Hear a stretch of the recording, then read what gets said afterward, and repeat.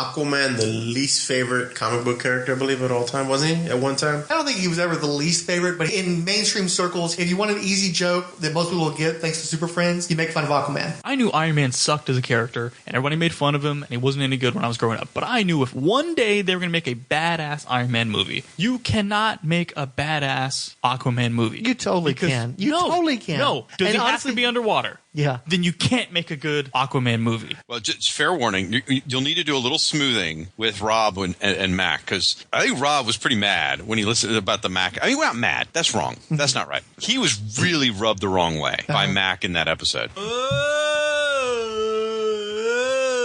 The following podcast contains mature language and spoilers. Listeners' discretion is advised.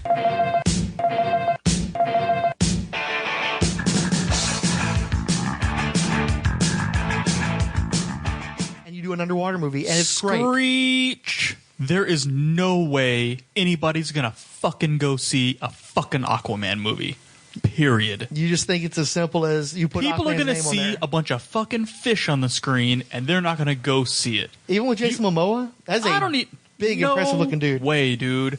You're gonna put fish and water in my trailer to a movie, and I'm gonna turn and I'm gonna snicker. Nobody's gonna go see a fucking Aquaman movie. No, but there's gonna have Aquaman creatures with fangs and shit. Nope. The water is cool, man. The Water ocean is scary. Let me tell you something. 100% water is not cool, dude. And I know what's cool, and I know all about water. I know all about water's deal, and it's not fucking cool, dude.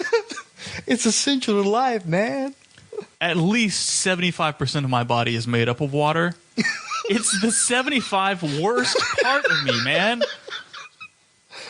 Thank God for the other 25 fucking percent or whatever the hell. What about like sharks and octopus and shit, man? Those are fucking scary, badass creatures. I'm going to tell you right now, you're making my point for me. Because somebody's seeking to go, fuck, octopus. I don't want to go see an Aquaman movie with an octopus in it. What are the chances that there's going to be a giant squid in an Aquaman movie? Go. 98.7%. This movie's going to fucking suck, dude. Fuck Aquaman and fuck the ocean. As long as we can hear each other, fuck it. I'll look at his skull. Yeah, what did you say? You're going to fuck his skull? There we go. Okay.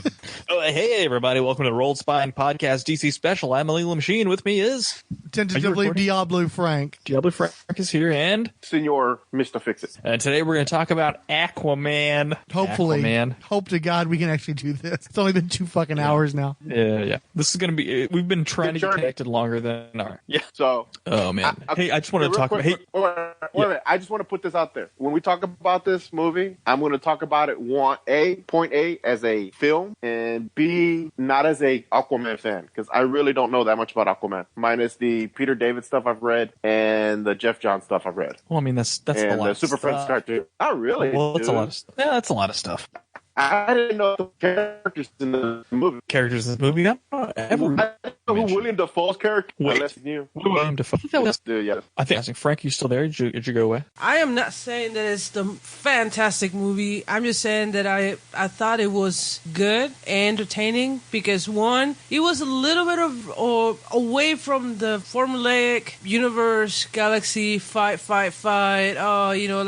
Marvel has been doing lately. This one felt more like, there's something about the ocean that I never seen. I know there's some movies about the ocean, but I never seen it. Like this one with the CGI was pretty good. I'm not saying it was perfect, but it was pretty good. Besides Aquaman, come on, And I also like that the women were pretty good at the power part of it, that multiple times the women end up saving Aquaman or saving the day. Aquaman actually relied so much on the women, and he was okay with that. He was not like, like some guys, the woman did good, and then the guys are like all bitter and fucking Star-Lord. Yeah, I'm pretty okay with the movie. I'm not saying once again that it's fantastic, that it's great, but I thought it was entertaining. The humor was better than the Guardians of the Galaxy Galaxy or whatever Marvel movie is coming out right now with the humor when every 5 minutes they need to feel like making a fucking joke. This one, it felt more like the jokes are pretty quirky. They're pretty cute. They were not funny, but they were cute. They're corny and whimsical, so they're not trying as hard. And you're not expected to laugh at them. You're just expected to be mildly amused by them. Exactly, because the Marvel is like, oh, let's make them laugh. And then you go to the movies and then you see all the people there,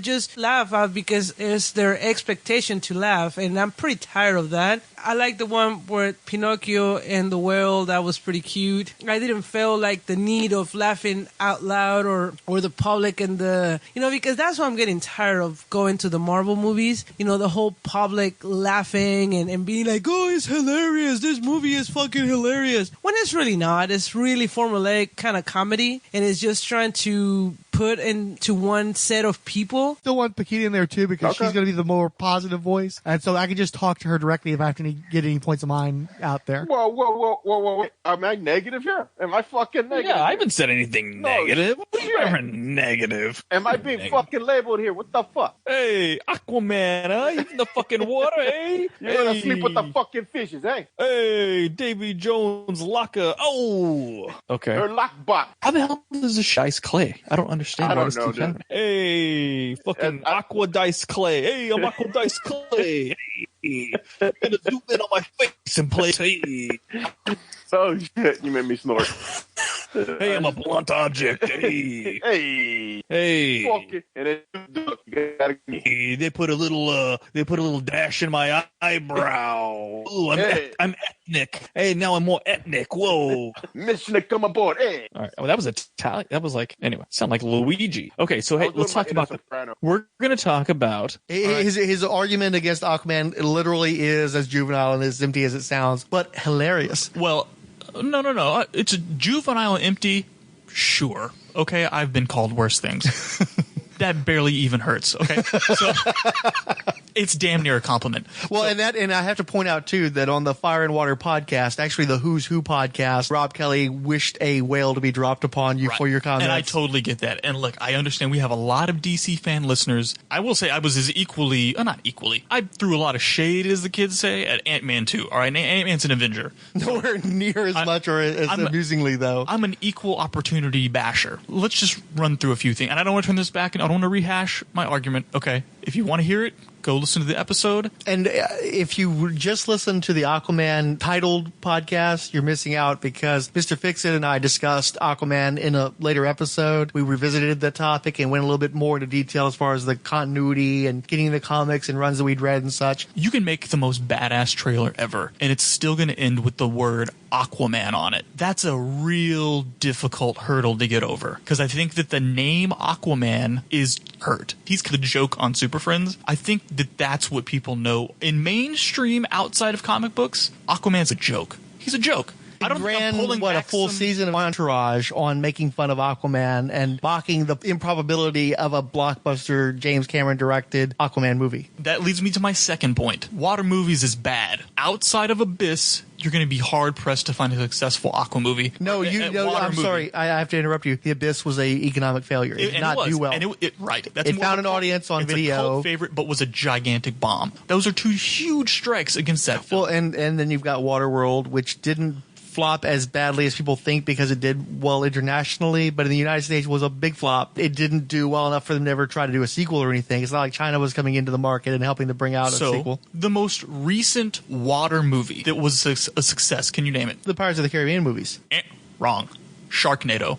It's Sharknado, and you're about to nod your freaking head at me. It's totally Sharknado, the terrible sci-fi movie with Ian Ziering. But it's a pop cult hit, but that's not like a motion picture, though. That's what I'm saying. It's because it's so bad, it's kind of good. It's a let's sit around and eat popcorn and watch Plan 9 from Outer Space, Ed Wood, right? It's Ed Wood bad. That's what people are going to connect to sharks on a screen in water. You can't have an Aquaman movie without giant squids. You can't have an Aquaman movie without sharks. And that's what people are going to think. And you can have fucking homeboy from Game of Thrones, Jason Momoa. He's going to be up there looking super badass, and it's going to have sharks in the water, and it's going to say Aquaman. And look, I'm an Iron Man fan. I have no bones about how bad Iron Man comics have been. No problem admitting it in a second. If you say, oh, I never got an Iron Man because he's super fucking lame. He's just a dude in a suit. I go, you know what? I agree. That's how a lot of people see it. Third tier. I wouldn't even say second tier. He's a third tier Marvel character. But if you try to tell me Iron Man wouldn't translate successfully to film, you're out of your fucking mind. Because his name is Iron Man. Badass. What are we associating Iron Man with? Quintathlons or whatever those fucking people do. There's nothing negative associated with the name Iron Man. You can reset that and it can be fucking awesome. And two, technology and CGI. It's fucking built for it. Water ain't in the story. I'm sorry. I'm telling you, it could be fucking Citizen Kane underwater. It could end up being the best movie ever. Picture you're a normal person sitting in a theater. Picture a 300 style, that 300 kind of filmed Sin City film looking gritty. Or even if it looks like Gravity, which also had a lot of those zero grav effects. No, just listen. Just put your head there. You're in the theater. You're seeing a 300 style. You're seeing armies. You're seeing warriors. So it's kind of underwater. You can't really tell, right? There are castles and shit like that. And it's all gritty and dark. And you show Jason Momoa with the trident in his hand over his head. Now picture it two different ways. One with the word Namor, son of Atlantis, some shit like that. Submariner. Submariner, son of Atlantis, or king of Atlantis, something fucking crazy like that. And then to have that exact same trailer and have it say Aquaman. I'm telling you, I can't fight with Aquaman. When you say Aquaman, people saw the 60s cartoon. People saw Super Friends. People have expectations of what that character is going to look like. And I think once again, Warner Brothers is going to run screaming from the popular conception of who Aquaman is. And they did an episode of the Fire and Water podcast where they discussed how you see Jason Momoa as Aquaman, you're going to see, wow, Aquaman's a badass. And I disagree. What I think is going to happen is they're going to look at Jason Momoa, they're going to see the name Aquaman, and they're going to wonder why he doesn't look like the Aquaman that they know from the cartoons. They're not going to recognize him just like they didn't recognize Ryan Reynolds as Green Lantern because they had spent the last decade seeing Jon Stewart, a black guy in that costume. Well, if you have a half-naked guy who looks like a barbarian and you say that's Aquaman, and these are people who saw Entourage, these are people who saw all those cartoon shows over the years. Even if you watch the Aquaman in Justice League, he's not going to have the hook. Everybody's going to be like waiting for him to have the harpoon hand. He's never going to have it in the movies. I think that you're just setting people up because there are certain expectations that come with Aquaman. And while you can see the virtue in trying to dash those expectations by casting against type, I think by casting against type, they're just creating an opportunity for dissonance. What people are expecting and what they're going to get. The people who like Aquaman, who aren't reading the modern comic books, aren't necessarily going to gravitate to that character as presented on the screen. I don't think they're going to recognize Aquaman in Jason Momoa. What you're saying is they're going to alienate everybody. I think they're going to alienate a lot of Aquaman fans because they're not going to produce the movie that people would expect from Aquaman. I'm an Aquaman fan. That's the reason why I read the Aquaman Shrine blog, and which led me to listen to the Fire and Water podcast in the first place. I like Aquaman. My problem is they're emphasizing elements that I don't necessarily associate with Aquaman. They're emphasizing elements that remind me more of Namor. I'm seeing a Namor movie being made with Aquaman supporting cast. It's like you said, that we haven't had a lot of success with water movies, and I'm not getting a version of Aquaman that I find appealing because Namor is a gangster. Namor is a guy who kills people and messes with the girlfriends and wives of other heroes. He's a big badass jerk type character. Where Aquaman, to me, he should be the nice guy. I don't think you emphasize strength or violence with that character. I think you have to emphasize agility. He's lithe. He moves in water. He thinks and fights in 3 dimensions. I think Aquaman should be more of a Spider-Man type character, where when you just have him just being brutal and fierce and strong and he's stabbing people with a trident, that's Namor. So when you put Jason Momoa in a movie and you try to tell me that's Aquaman, and it's clearly, he himself has promoted the Peter David Aquaman, which was still basically Namor. I'm not getting the Aquaman movie I want. I'm not getting the Namor movie I want. I'm getting this weird hybrid thing that turns me off. I still want to see an Aquaman movie. Until the announcement of the director for the Wonder Woman movie, Aquaman was the movie out of that slate that I was among the most enthusiastic about. I still want to see an Aquaman movie. I still want it to be good. I am rooting for it. But I also agree with you that it has a lot of problems ahead for it, and I don't think I'm going to get the Aquaman movie I want to see because it seems like they're going to focus on the Jeff Johns run, and I'm one of the people who dropped that run because even though the art was very pretty, I don't recognize that character as Aquaman. It's not the version of Aquaman that I find interesting, that I want to read about, that I want to talk about. Yeah, I like the story. I like the backstory. I like how it actually went from they didn't give you the backstory at once. It kind of spread it out throughout the whole The movie. flashbacks cutting back and forth. Yeah, and it give you like there was like a one thing for more history, and hey, there was more history, and 20 minutes after the first history movie, and I don't know, and the history just was good. It was kind of like tied in a little bit. I mean, I know it's not like the cinematic greatness. This movie is not going to win an Oscar, but for what it was pretty decent because of that. The story was good. Aquaman was, oh my god, and I like how they play like her sensuality, like their sexual with the water and the mist and air and everything else. And I know how the movie has a lot of female gaze with regard to Jason Momoa, and that's underserved in movies in general. But it's something that DC started with. Actually, most of their movies. Most of their movies have had some female gaze element, and you get that in the Marvel movies as well with all the shirtless superheroes. But I think DC's taken it to another level, especially in the case of Jason Momoa, because he is filmed in a very sensual manner that accentuates his body and his features. Well, it's just like a big difference between like some women that there are only cast because they're beautiful, like Johansson. Scarlett Johansson. I mean, very beautiful woman. I know she's beautiful. I know she's gorgeous. She has a beautiful body, and I know that a lot of guys like her. But acting, she cannot act, and I just sense that coldness in her that I really don't care for. But this guy, he's gorgeous, and then you can tell that he's a pretty low, kind of like nice guy. Kind of like the ones like, oh, he's so like cute, and he never tried to play the I'm a macho man. Whoa, whoa, whoa, whoa, whoa. No, he always tried to like when he was close to the love interest. You're talking about Mira, correct? Played by Amber Heard. Yeah. I mean, you mentioned that you didn't feel that chemistry. I didn't feel any chemistry with them. And you said that you felt chemistry, and I think it was just that Jason Momoa had such raw sexuality that it made it appear as though they had chemistry that didn't exist. And also has sweetness in him, and that's what I'm saying. I mean, he's a good actor. In my book, he looks so, I don't know, sweet. Kind of like it's hot and it's sensual, but he's it's such an interesting looking person, and he has such a great screen presence that he deserves a better career than he's had so far. Yes. And the Aquaman is probably the turning point for that. Yes. So, and that's what I liked it too. I'm not saying like, oh, the only reason why I liked it is because he was hot. No, I'm not saying that. It was. But it doesn't hurt either. It's nice. It's a big factor, but it's not the only factor. I liked most of the actors. I didn't have any problems with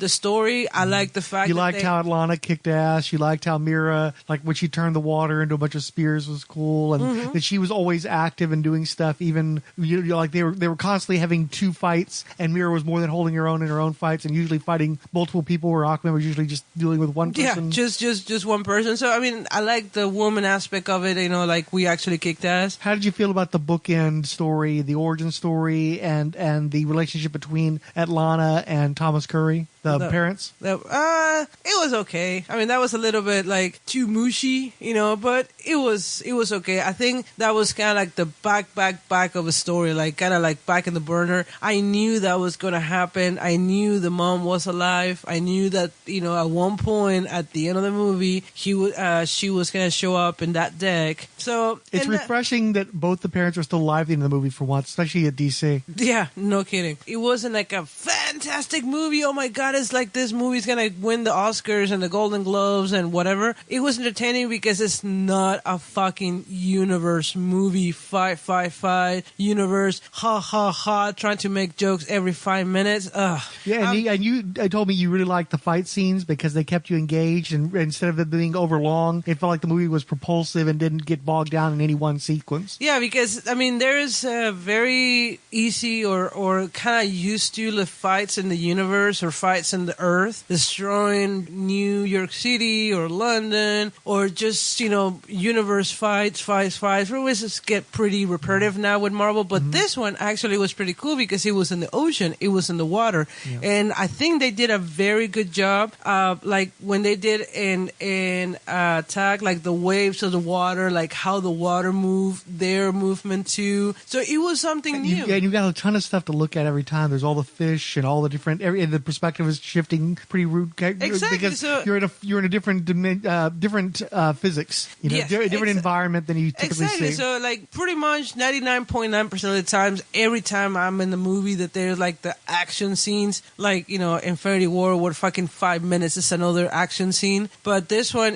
like, I normally just, like, cut out of my mind. I just kind of block out the whole scene because it's pretty boring for me now. But on this one, the colors, the waves, the way they did like their movements and everything, it was something refreshing. It was no pun intended. But yeah, I mean, it was something new, something that it wasn't fucking universe. It wasn't fucking destroying a city. It was just something that And then I just keep thinking, it's like, well, I mean, I like science. I study fluids. And it was like, oh yes, well that makes sense, and then you start thinking about all my classes in fluids and how they move, and it's like, okay, well yeah, I mean that's pretty good, and they did a very good job at it, that it was entertaining, instead of just like fight, building destroyed, cars flying everywhere, and hey, for once no fucking city was destroyed and then a bunch of humans get hurt or killed, for which that was nice too. It was interesting to see a bunch of crustaceans and mer people and sharks and sea dragons instead of seeing the same old stuff we've seen before, spaceships and cars that we see all the time. Yeah. So That guy. Who was that guy who was Ocean Master? Who's that guy? I thought that was that army dude. What's his name? No, it's Patrick Donkey Wilson. Punch Army or No, Patrick Wilson. He played Patrick Night Owl. Wilson is- He played Night Owl in Watchmen, right. and That's where I knew him from. he's in the Conjuring Night movies. Owl and Watch. Yeah, he's in the Conjuring movies. I kept thinking that was that. I thought that was that Army Hammer guy or whatever. For a moment, that's who I thought it was. You know what's really Go ahead. shitty about this? Huh. I actually told people that we have a podcast now. So I think this is going to be the first episode they listen to. They're gonna be like so This is fucking the most- amateur. This is the most rolled spine podcast shit that could possibly happen. I think Works for people legit want to hear our thoughts on this fucking movie, and this is the one time, because I think we've had pretty good success with this hangout shit over the last couple years, dude. Except for that one fucking horrible time with you. But then even you got your shit sorted out, and now it's just fucking like diarrhea in a bowl. That explains the movie right there. No, don't. Hey, Save it I'm for supposed to the be end. negative here. Hey. You're jumping ahead. All right, my bad. Okay, Aquaman is a story of Arthur Curry, who was born from his father, Who's Boba Fett? That's right. No. I thought it was Jango Fett. Well, he's Jango Fett, but he's also Boba. Remember, clone. Oh, it was his clone. Jango Fett and that girl from Eyes Wide Shut. She washed up on shore after one of their kinky sex parties. He picks her up. She's been stabbed. He rehabilitates her, and they do things. And born from that is Arthur Curry, aka Aquaman. Huh? Anyway, I guess. so we'll start with the shit. Tell us what to do. Not ship. I was waiting. This cast we've ever. I can't believe I told this, and this is Let's let it burn, baby, burn. So here's it. I don't want an Aquaman movie to fail. I want all of these comic movies to succeed. Well, I want them Because to be good. it's good for the greater good. They need to be good movies and succeed. I'm just saying that one's going to have a tough time. As someone who's not I'm as familiar with Aquaman as everybody else who's sitting in that theater. They're not Aquaman You're fans. more familiar, I think, than a lot of the people who were sitting in that theater. Maybe, I guess. I don't know. And those people did not go to see The Abyss. They did not go to see Waterworld. They saw Pirates of the Caribbean because Johnny Depp was acting goofy and it was kind of funny, and all those movies take place on ships for the most part anyway. They don't go to see water movies. Little Mermaid, Jaws. The only hope is that they do some serious crossplay with Batman and Superman. Like, it needs to be Aquaman co-starring Superman. They're selling an Aquaman animated movie as Justice League Throne of Atlantis, where they're pushing the aspect of the Justice League are going to be in this movie. And by the way, Aquaman, who is essentially the star, we're going to downplay that aspect until you actually watch the movie. I think they need to do that. And then if it's successful, then you can do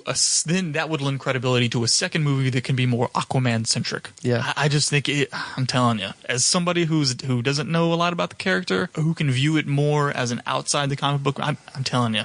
I wish Rob well in terms of this adaptation of a character he loves. I suspect that once it actually hits the screen, it's going to hurt his heart, because I don't think he's going to get the Aquaman that he loves and recognizes. I think he's going to get the antithesis of that, the Peter David Aquaman. I'll tell you this. If in the trailer they have a bunch of dudes holding Aquaman down and they chop his hand off and replace it with a hook, I'd be like, okay. And I would hate that. I don't want to see that. I know. Yeah. That's going to be the only thing. If you just have him up there standing around with a trident, I'm going to be like, whatever. If you showed his hand get butchered off, suddenly I'd be like, oh, damn, maybe I do need to go see this movie. But again, they're going to have to go so far with it that way that it's going to piss off everybody else. It seems like it's a lose-lose to me. But hey, best of luck. I would just be much more excited if I were going to get an actual Aquaman movie instead of this weird hybrid thing that I'm expecting. Yeah. But we'll see. I don't know. I haven't seen production art. I don't know where they're going to go with it necessarily. We'll have so to he could be hooked hand? Do we think he could be hooked hand? I doubt that very seriously. Why would you go and get a guy like Jason Momoa if you're going to CGI a freaking dumbass harpoon? And I'm sorry, the harpoon was stupid looking anyway. I hate that concept. Honestly, that's when I was buying Aquaman comics, I got into that character because of Peter David. I loved his work on Incredible Hulk. I wanted to get in on the ground floor when he took over that book. I read a bunch of Aquaman comics before Peter David come on, and I realized that Peter David was ruining the character. Aquaman. Okay, we're done with that. All right, next. So, how did you feel about the nods toward environmentalism and the presence of people of color in the movie? Oh, I think that was pretty good. It's like, we get into the whole environment, and these movies, especially Marvel or all the movies, they don't touch too much in the subject. But, I mean, the ocean contamination is, like, big, it's humongous, and a lot of people, they're not, they're kind of aware of it, but they're not too much concerned about it, or they don't care, or they just turn a blind eye. This one actually went into, like, especially with the scene when there's like all the trash coming into the shores, and you see like all this disgusting thing everywhere. It's like, yep, and that's just a portion of the contamination we have on the water. So I thought that was pretty good. What did you think of the music in the movie? I think it was okay. I think it was okay because I didn't hate it, but I wasn't like, oh my god, this is awesome. I don't remember too much the music. Yeah. I like when they have the 80s Tangerine Dream style synth music. Yeah. There's a little Blade Runner action, a little Tron action.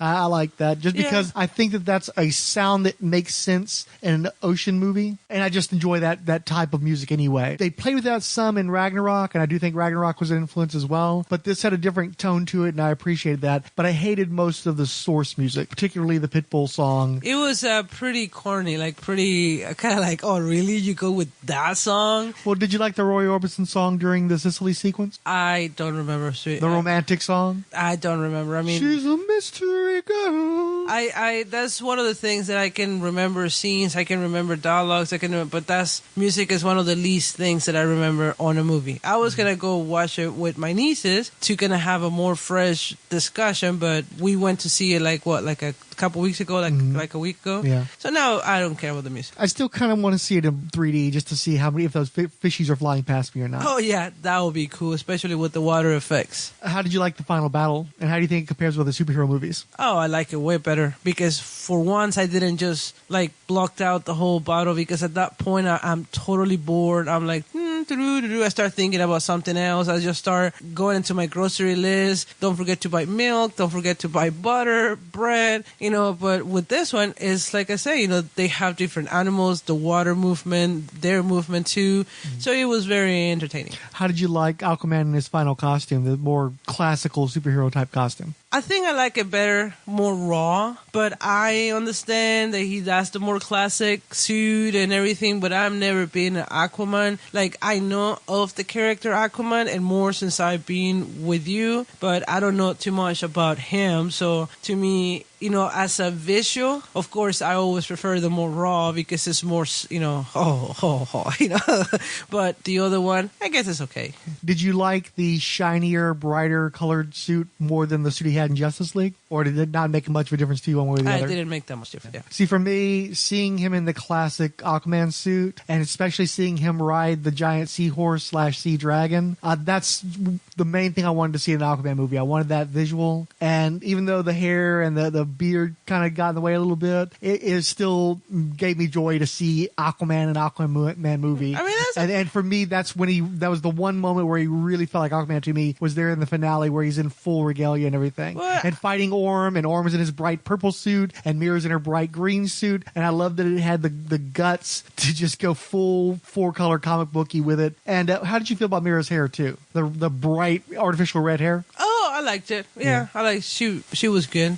I mean, I know that a lot of people in the pop culture, they're making fun of Aquaman about being like, it's just Aquaman. But I thought it was pretty impressive. impressive. I thought they did a really nice job, especially in the sequences where he's a kid, but also as an adult, where a lot of times his power is communication. And that's something I've always liked about Wonder Woman, that a big part of her power is this non-aggressive tool, the lasso, and the fact that she uses that tool to get the truth out of people and to converse with people and to compel people to do things instead of it being an act of violence. And Aquaman was somewhat similar. He's talking to these fish. He's commanding their attention. I like, too, that as a hero, he wasn't running around trying to tell everybody what a great badass he was. He underplayed himself. He undervalued himself. And he kind of had to be taught over the course of the adventure that he is a hero and they can do heroic acts, that he does have value. And I like that he was coming at it from a different place than a lot of these other guys who feel like, I'm the great hero. I'm here to save the day. You know, he didn't have that attitude. Much. He did good, but he didn't do good to build himself up. He did good because that's what he did. You know, he couldn't stand to see bad things happen to people. One he did good. He actually said, "Hey, you know, I'm good because of all these people, all these other people that are helping, and women who are helping me." So it was humble. But like I say, it is nice. So that added to his hotness because he was like, "Oh, you know." Mm-hmm. So yeah, I mean, in relation of the movie, once again, it wasn't like, "Oh my God, this movie is gonna win an Oscar." Mm-hmm. It was entertaining. I like the fact that they like the woman aspect of it. I love that. You know, the woman powerful and the social, I guess, for the environment. So yeah, it was good. So real quick, I found it very interesting when that all the different tribes or kingdom evolved or devolved. Oh, hold on. Diablo Frank just texted saying audio fucked. Do we just want to try this? Let's fine. do. Maybe we can get together on like fucking Wednesday or Thursday or some shit. I'm free tomorrow. Monday I get out early because it's Christmas Eve. Tuesday's Christmas. I can't do tomorrow. I got a Christmas party tomorrow. Sunday? What are we doing Sunday? We're doing nothing Sunday. Can we do this Sunday? Diablo Frank, can you talk enough to say if we can do this Sunday? We could even just like meet up at noon, podcast for 2 hours, and adjourn by 3:30 or 4, and just be fucking done. Super frustrated. Probably striking right now. Yeah, and I don't want. It's upset. Can you hear me now? Yeah. Look at my mustache. Yeah.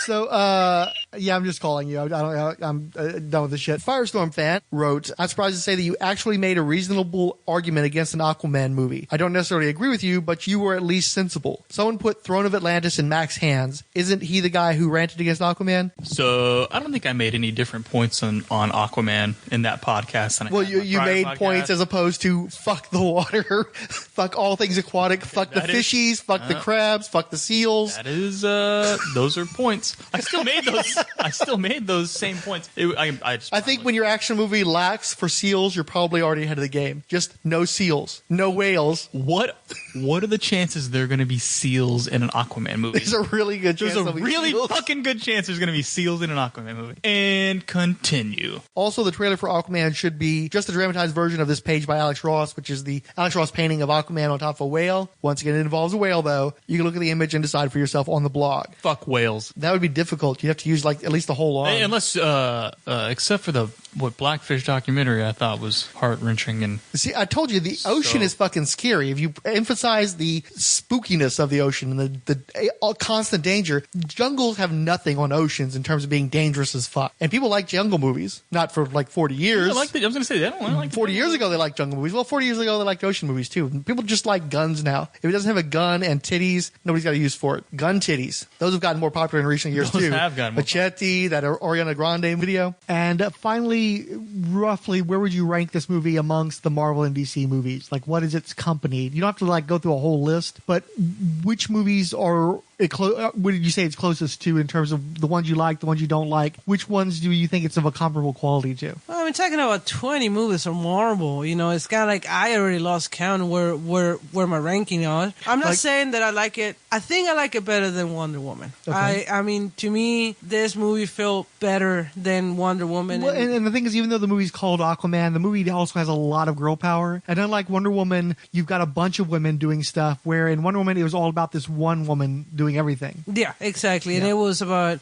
I mean, it was a good movie. I like Wonder Woman. You're more of a Jason Momoa gal than a Chris Pine gal, so that probably contributed as well. Oh, definitely, yes. Yeah. That I don't like that guy at all. I don't find him handsome at all. Yeah. But yeah, I mean, I would say I'm not saying by a big lot. So you probably your favorite of the DC movies, the Superman, the Batman, the Wonder Woman, Justice League. Definitely. And then among the Marvel movies, roughly what is it equivalent to? Well, Like, do you like it as much as the Avengers movies or Doctor Strange or Iron Man? Well, I like Doctor Strange better, but once again, it's just like a very loaded question because you have fucking 20 movies, and at this point, they all run together. Like they go into this formulaic, the same fucking movie over and over again. And that is one thing that Aquaman will stand out. It's not like a lot of other movies. And that's why I like Doctor Strange was so the other ones that I like that they are more unique, more like different.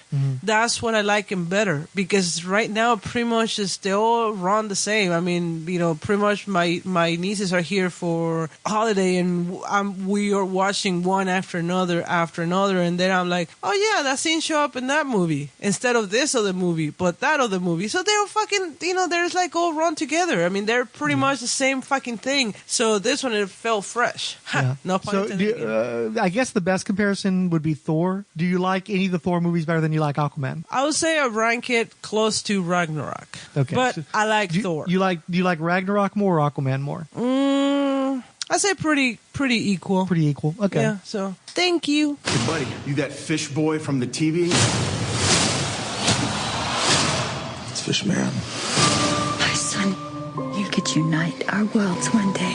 The land and the sea. I'm not a king. The world needs something more. A hero. Hey, everybody, welcome to the Marvel welcome to the DC special. DC special. Welcome. Okay. Hey, everybody, welcome to the Rolled Spine Podcast DC special. I'm a legal machine, and with me is Diabolu Frank. and Mr. Fixit. And today we're going to talk about 2018's blockbuster hit from the DC Cinematic Universe or Extended Universe, Aquaman. Well, you basically just say the DCU hit that isn't Wonder Woman. Right. Which covers it all. The non-bomb. Well, Two non-bombs. That, of course, is not going to endear me is there's all this, look how much better it's doing than Wonder Woman. It's already made more money in, I think it was China. China. No. I know it's made a ton of money in China, but I mean, I think they were saying that in its opening weekend, it made more than the entire gross of Wonder Woman, possibly in China or some other international market. China. Probably China, yeah. And so it's like, oh, because that. Yeah, I think it made 200 million in China or something like it's that. made a lot of. It's already pushing 500 million. Yeah. Between China and. Yeah. Well, no. You got to understand. International. It opened in China like a week or two before us, and then it's like the biggest superhero movie to ever open in China or something like that. So Bigger than Avengers? Yeah, I think so. Marvel is still kind of getting a foothold in China, and you got to understand too. Marvel is so defined by humor, and humor doesn't necessarily translate internationally. True. So they may not have the same traction in China. Maybe that's why all the humor in this movie didn't translate so to fucking us. flat. Yeah, dude.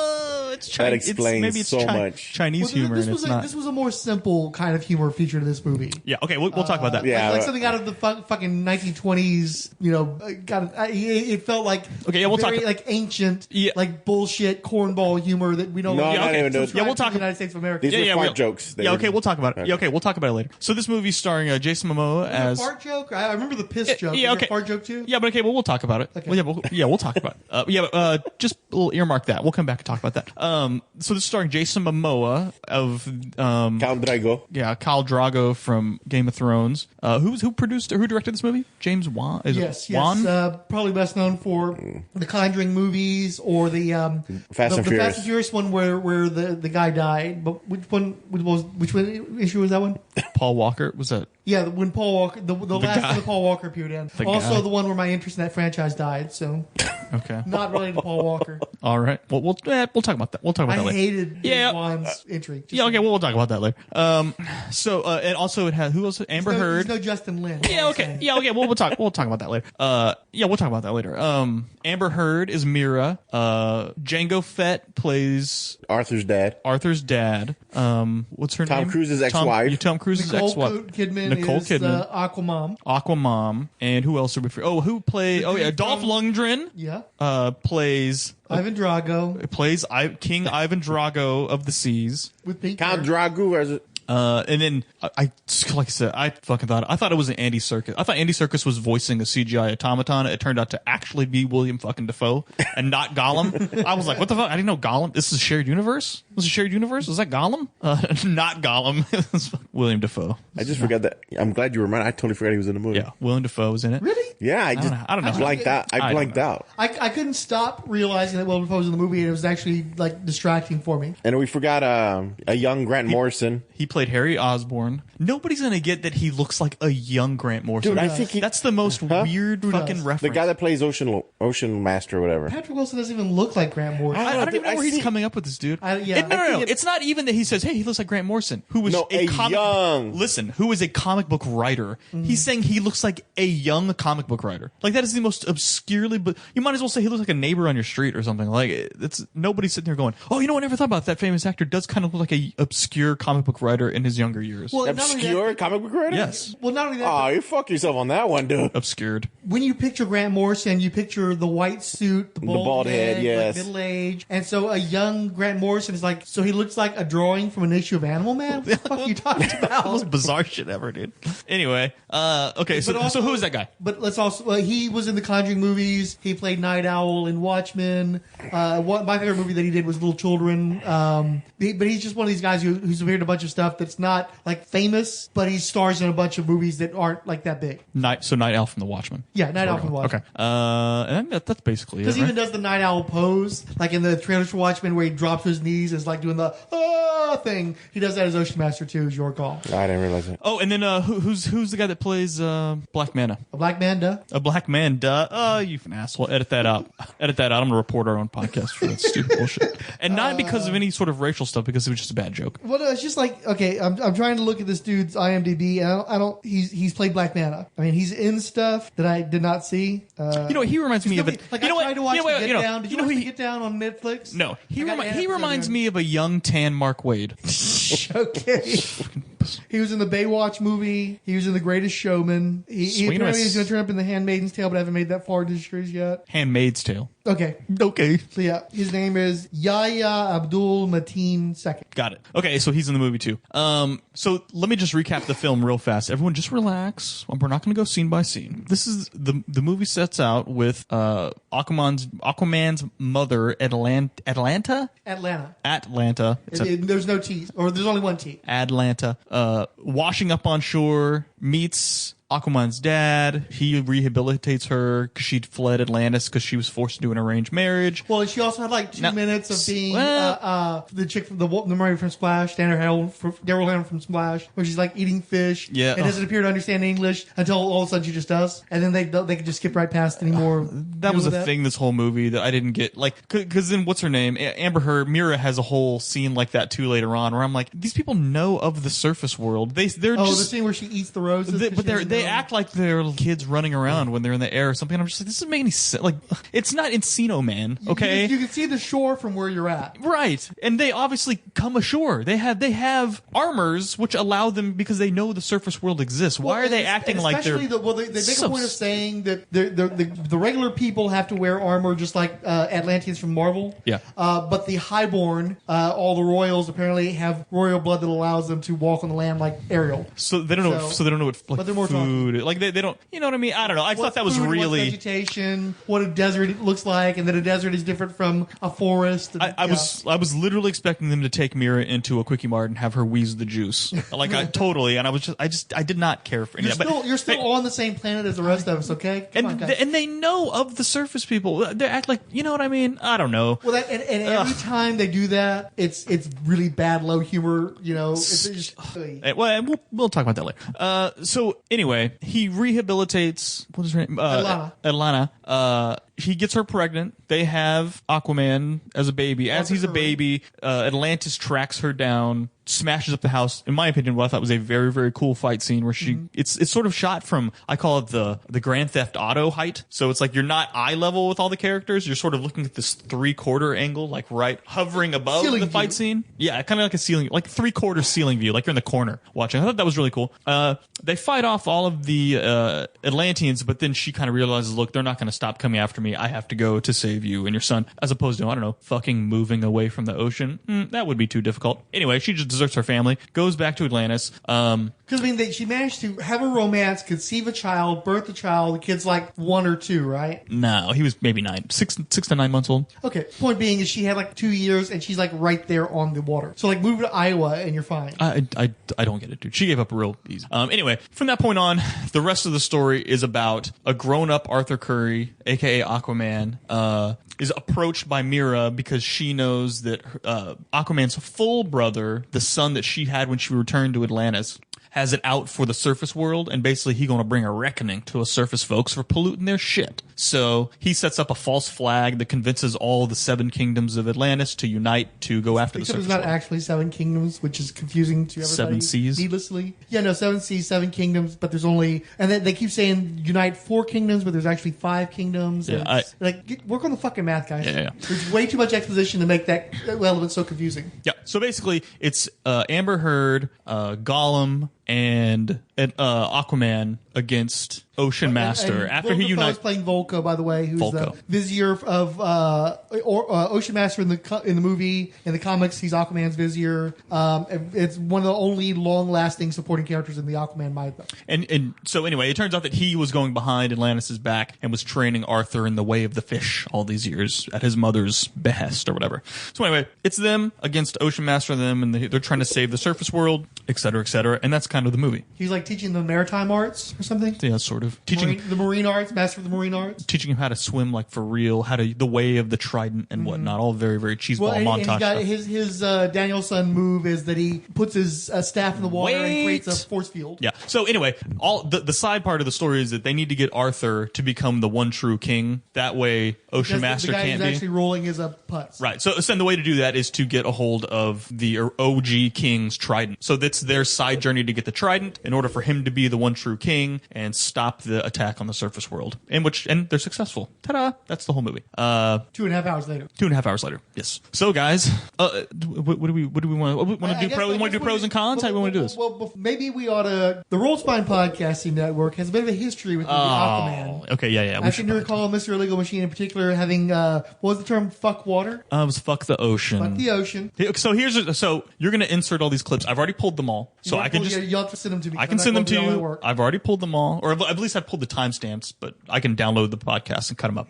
No, I can take timestamps. That's fine. Okay, I'll send you this. I took screenshots of all the timestamps where we talk about this, where I've talked about the shit. These podcasts were what, in like our first year of podcast, like 3 years ago or something, when they first announced it. So the gist of what I said was, 1, movies that usually take place underwater or in the water at all generally don't do well. 2, DC had kind of been struggling at that point. 3, I don't think. No, I think that was had that even struggled. Pre-struggle. So like just Man of Steel, just Man of Steel to come out. Steel may have been the only one out at that point. Yeah. Yeah, you could be right. Wow, that was a long time ago.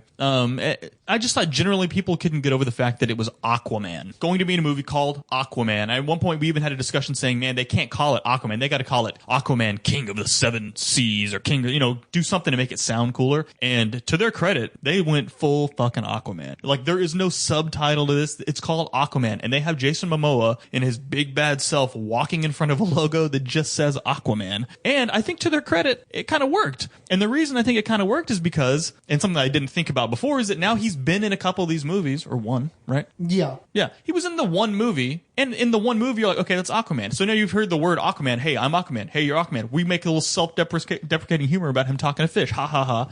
But overall, he comes off as kind of the more likable goof of the group and has some of the funnier lines. You know what I mean? So I think after a while, just because we've now gone all these, like, what, year and a half since JLA came out or whatever? Not even. Dawn of Justice? It's Not even been that. over a year. But pre that, we had them saying Aquaman, Aquaman, Aquaman. And now the movie comes out and it's Aquaman in the movie and the Aquaman movie in the movie. Now we have trailers of Aquaman, Aquaman. Oh, I think, you've just heard. Cameo in Dawn of Justice too. I just remember they did all of the Lex Luthor security footage. The security footage shit. They've been selling Momoa for a while. So they've been selling him for so long. Because remember, we thought it'd be weird. We were like, this isn't even Aquaman. That's his fucking Namor. Well, no, now he's Aquaman. Because nobody knows who the fuck Aquaman is. So now we've watched this now for years. So now when you see Aquaman on the screen, it's just not as weird. It's not as weird and hilarious as it was 3 years ago when we had no Aquaman material, right? And it was just, you're just going to put out a movie? Well, they didn't just put out a movie. He did show up in a couple movies, and you had enough backstory built up. Not backstory, maybe some backstory. You had enough of him in the public conscious of not a weird dweeb that talks to fish. And if anything, they poked jokes at themselves about that. that when the movie came out, it didn't have that repulsion I thought it was going to give off. Where people are like, I'm not going to go see an underwater movie about a guy who talks to fish. I'm not going to do it. At this point, it's not really that anymore. Yeah, one of our listeners reminded me of a thing that was going on a few years ago. DC and Warner Brothers had paired up with Target to start pushing Justice League merchandise. And their feeling, and this is an issue that they've had for a while now, their feeling was that they'd already penetrated the marketplace enough, the public consciousness enough, through Super Friends and Justice League and everything, they did not have to introduce people to the Justice League. All they had to do was kind of give you the merchandise to remind you that they were there and to help build up the heat. So Target was putting out all the Justice League stuff where it was Superman, Batman, Flash, Green Lantern, Hal Jordan, and Aquaman. And they thought that was going to be enough to help push the Justice League, right? And of course, not only wasn't that enough by far, because who the hell even really remembers that Justice League stuff was at Target, but also they pushed 5 people that ended up not being in the Justice League in the movie. They pushed a version of Aquaman that in no way resembles the version that ultimately ended up being in the cinematic universe. And so it's actually probably a good thing that they did not have traction with that merchandise to a large degree beyond the fans that already knew the difference between Aquaman and Namor and what have you. But it just goes to show that there was a lot of poor planning and that a lot was riding on this movie to correct a lot of the really bad decisions, that came from, setting up a Justice League franchise.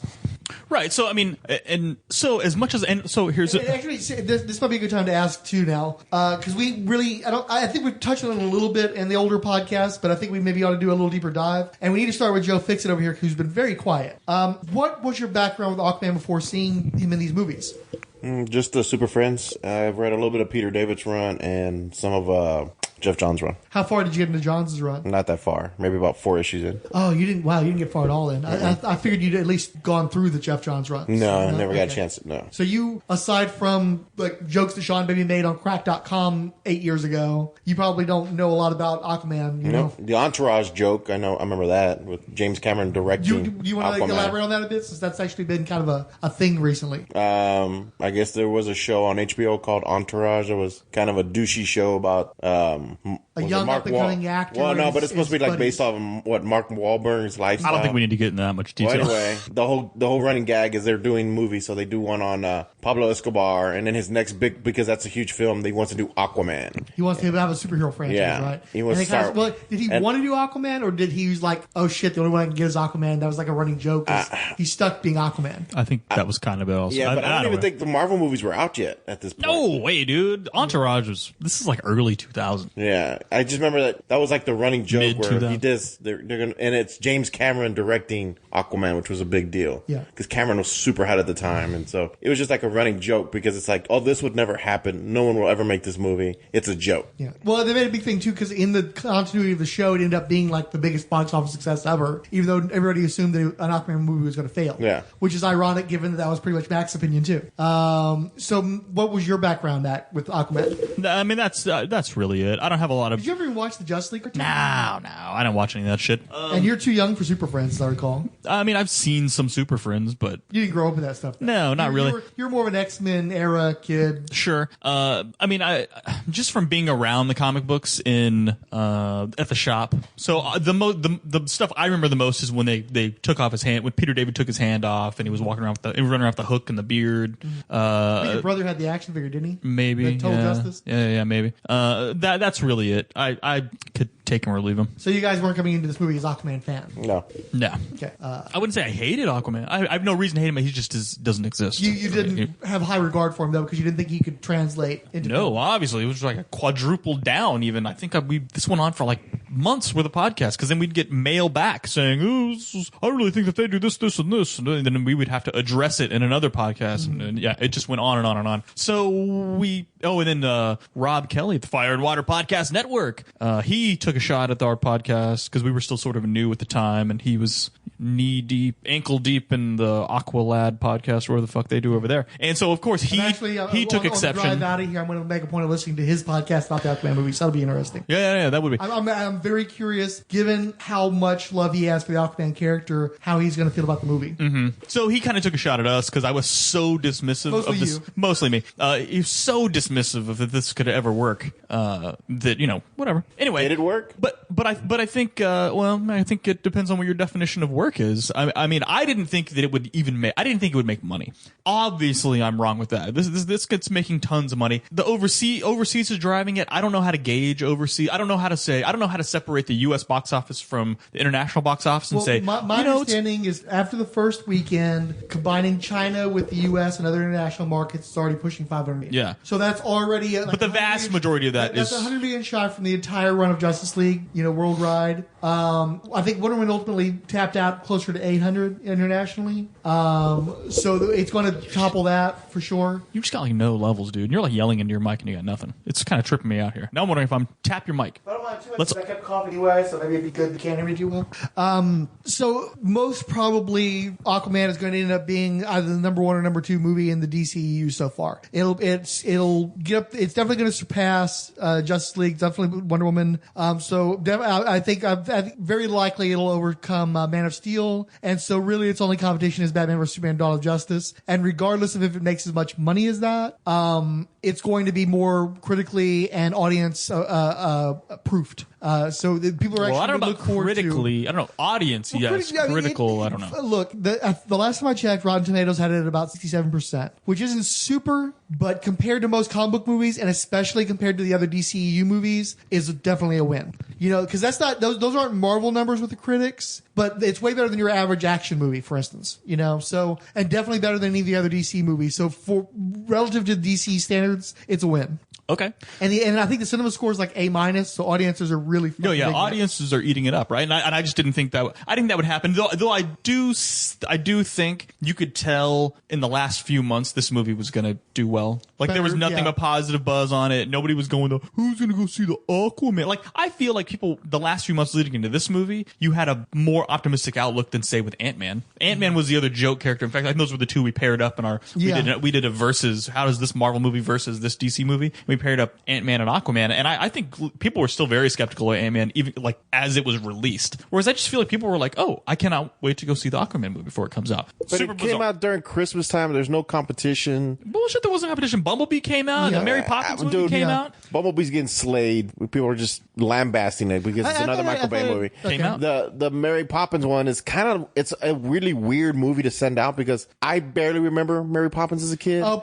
they're Disney people. You're not Disney people. Yeah, but Disney people are all over that. Disney people are not going to push that movie up into the hundreds of millions of dollars. They could potentially, but I think that the response has been somewhat tapped into that movie. It made 20+ million. Yeah, opening weekend. I mean, this is like isn't Christmas Day like the busiest movie day of the year too? It's a live action cartoon hybrid starring Emily Blunt, so I'm sure it's fine for those kind of. You only expect so much from a movie like that, okay? Yeah. So if it blows up, great, but I mean, you can only expect so much. It's just it's a Mary Poppins sequel. I still coming out like 50 years after the original. But I think that's decent competition. No, but it is decent competition. Yeah, but I'm saying Fixit's acting like, well, it's not going to make any money. It's like, well, it's going to make some money because there's a Mary Poppins and them.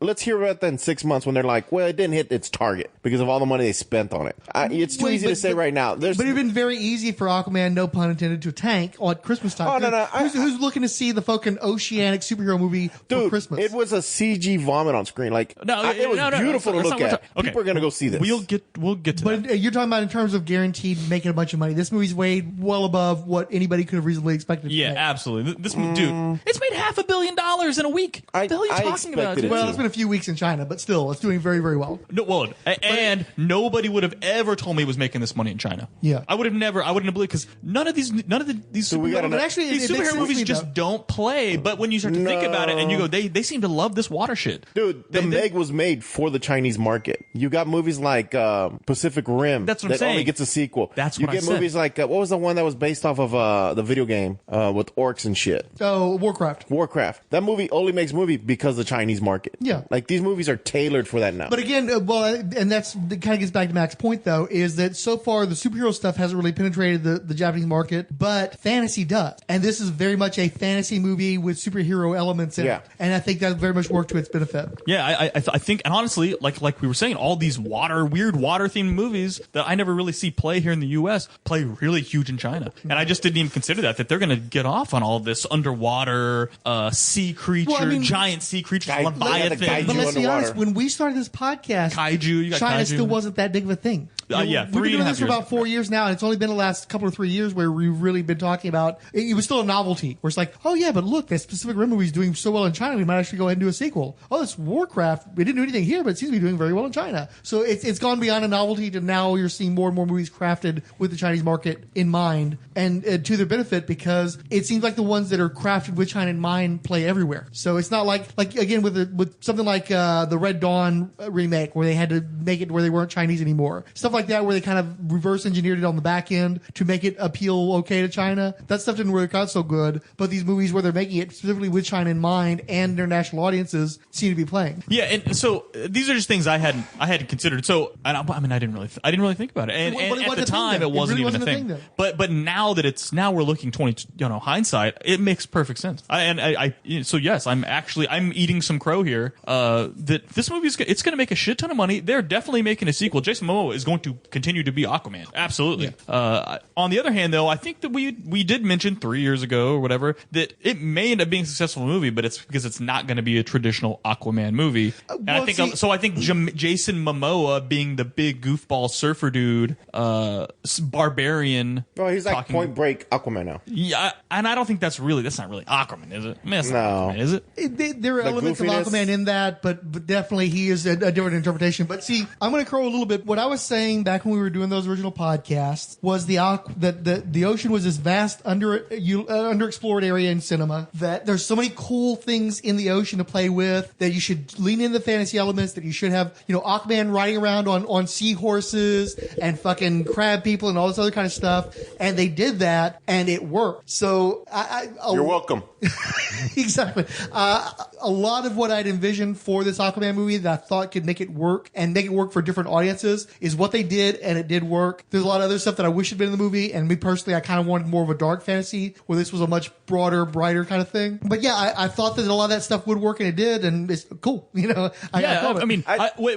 the seahorses came on screen, I didn't bat an eye. I'm like, those are some gnarly looking seahorses. They're making these weird growling sounds. That's actually one of my favorite things is when you finally see Aquaman riding on the seahorse, just like he did back in the 60s cartoon. That's all I ever wanted for Aquaman. That's for years I was saying about the comic books. Get Aquaman back to being the adventurer who rides around. He's basically a roaming cowboy on his seahorse, and that's what they did in part of this movie. It's part of the big finale, and that was one of my favorite moments in the movie, was getting to finally see that. That's exactly what I wanted to see, and they gave that to me, and I was happy about that. No, I mean, I agree. I thought a lot of the, I was really skeptical about the underwater visuals and how that was going to look, and I thought, for the most part, they looked pretty good. I mean, I was never... There are people trying to say the CGI in this movie is bad, and they are... The CGI, no. The CGI in this movie was terrible. No, it's not that bad. Where are you getting fucking terrible from? What are you talking about? Okay, maybe not terrible. It was pretty bad. I think it had some really, really good shots, but then I think there were far more bad CGI in this movie than there was good CGI. I just don't understand where you're coming from. I think there were 2 or 3 scenes where they dumped all the money, and then you could really tell all the other scenes that were just... First of all, I thought, as much as I liked them being underwater and the way they had them just talking like they're people, I thought that was great. The CGI'd hair on their heads wafting in the water, I couldn't stop looking at Dolph Lundgren's hairline. I couldn't stop looking at it. I didn't hear a word he said on the screen. I was looking at his hair a lot, but I thought it looked fine, though. No, sir. Okay. No, sir. And that's why everybody else had the braids to keep their hair fixed. Mm-hmm. I could not stop staring at his head. I was like, he was fucking Ghost Rider with that shit. But it was just like his hairline didn't stay still, and it was like always shifting around on his scalp. It was very, very bizarre.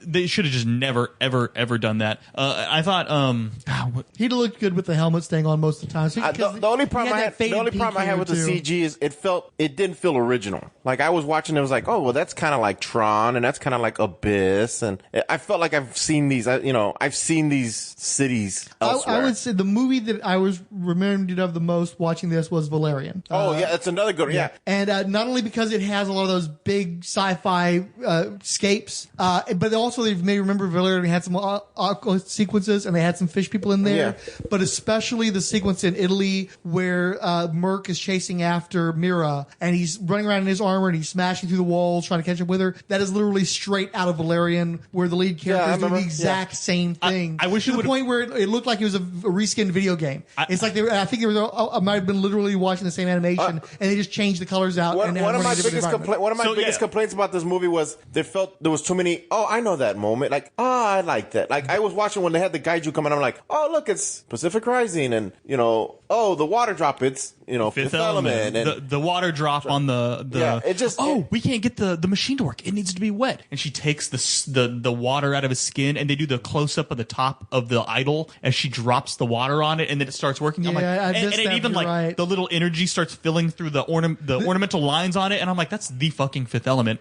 The entire desert scene was the Mummy. The Mummy, yeah, clearly, and even the humor in it was from the Mummy. Totally, I think they were even dressed. She was even dressed like the chick from the Mummy. Like, it was just like, this is the fucking Mummy. And like, I'm a big Tron fan. I like the Tron movies, and I was sitting and I'm like, did they go and get the soundtrack to Tron and just like, but see, that's what I really, even though it's weird because you'll have all this shitty source music by like Pitbull doing a rap cover of fucking Africa, which you remember in the theater we all laughed. I think it was our biggest laugh. I told Mac we actually annoyed the person in front of us because we were laughing so hard and no one else was laughing. Wait, I don't want to get off track. So that was a big part I had, was that there was so much familiar about this movie. Another one was the scene where she's running from the Atlanteans on the rooftops. That's been done in so many movies. Well, that's the favela sequence from several Fast and Furious movies, and not to mention the one in Incredible Hulk. How about Black Manta's Iron Man montage, putting his armor together montage? I was like, I've just seen so much of this movie. And that pissed me off too, because it's like, okay, if Black Manta is a guy who comes up with his own armor, then you can respect that. If he gets his armor from the Atlanteans, it's sort of lame, but it makes sense. But this weird hybrid where he gets the armor and then he decides he's going to turn it into some other weird thing. Just wear the fucking armor they gave you, dude. Why are you going to wait like a month and work on your own? He's painting it black. He went to Hobby Lobby. Me and Mac were dying laughing when they're like, it's a new type of technology where you pour water and it creates energy. And when he was pouring it, we were laughing so fucking loud. And he had to do it in a shell too. Why was it a shell? Fucking conch, dude. I'm telling you, that was the biggest. And I made this comment on social media that it was unintentionally had some of the biggest laughs I've had all year.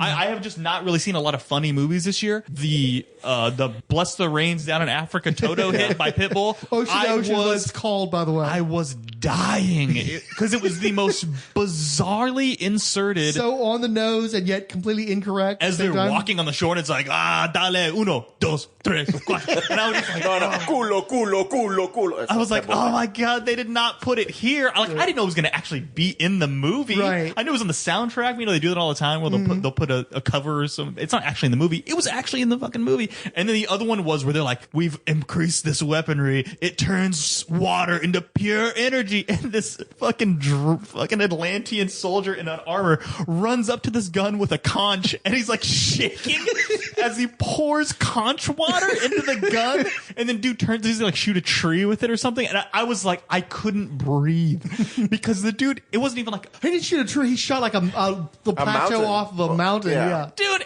but the way he was like shakily pouring this conch water in, and I'm like, what the fuck is going on in this movie? This is so stupid. Why doesn't any of his people have that super armor then? Why? And then the other time I laughed was when he was out cold and wakes up and she's playing a recorder on the front of this boat, dude. And the woman next to me had to. By the way, the boat sequence is right out of Wonder Woman. Can I just put that out? Okay. Yeah. Even with the fucking seaweed and shit, the elim and stuff. It's like, but I saw that scene already in one of your own movies, fuckers. The woman next to me put her hand over her mouth to keep from bursting out loud. People, none of those 3 hits were supposed to be laugh-inducing. I don't think, especially the one on the boat, and especially the conch water. And don't forget too, they had the shitty Depeche Mode cover during the Iron Man sequence. God, we were laughing so hard at that too. Man. Dude, those were, for a movie that had a lot of jokes in it that I did not laugh at, those you were not supposed to laugh in those scenes, and I was dying, dude. Yeah. And I was actually thinking about the conch water last night at a Christmas party and laughed out loud for a moment of that dude just like shakily pouring conch water into a gun and shooting it off. I mean, it was just hilarious. It was not supposed to be funny in those scenes. And I mean, I don't know. Some people maybe just go to the theater and like, hey, I got some laughs out of it. That's funny. That was fun when I had to cover my mouth laughing because she was supposed to be serious playing a flute at the front of this boat. What were the fuck did she get the fucking Where did she thing get anyway? the fucking flute from, dude? Where are they getting their clothes from? How Why did are she they learn making how all to these play costume it? changes? She's underwater. How does she know how to play a Right, flute? it's an air instrument. Yeah. She's running around eating a bouquet of flowers. Everybody thinks it's fucking hilarious. Or they're eating goldfish, but this chick knows how to play a fucking pan flute. Like, give me a break, dude. Like, so much of that stuff to me, that's not funny. That's like face palming. I'm just picturing maybe they should have had her with like the glasses. You know how they would like rub the rim of the glasses to make music. So much of this movie, I laughed, and all the times where I don't think I was supposed to laugh. I groaned when I was supposed to be laughing. All the intentional humor was terrible. Oh my god, the opening submarine scene where they did the close up of Momoa's face with the five times. Well, it's funny. It's almost like they learned from Wonder Woman, though. No. Wonder Woman has her guitar riff, so they gave Aquaman one too, and it fucking worked though. People love that shit. No. They gave up. They did the Power Rangers crotch upward shot over and over.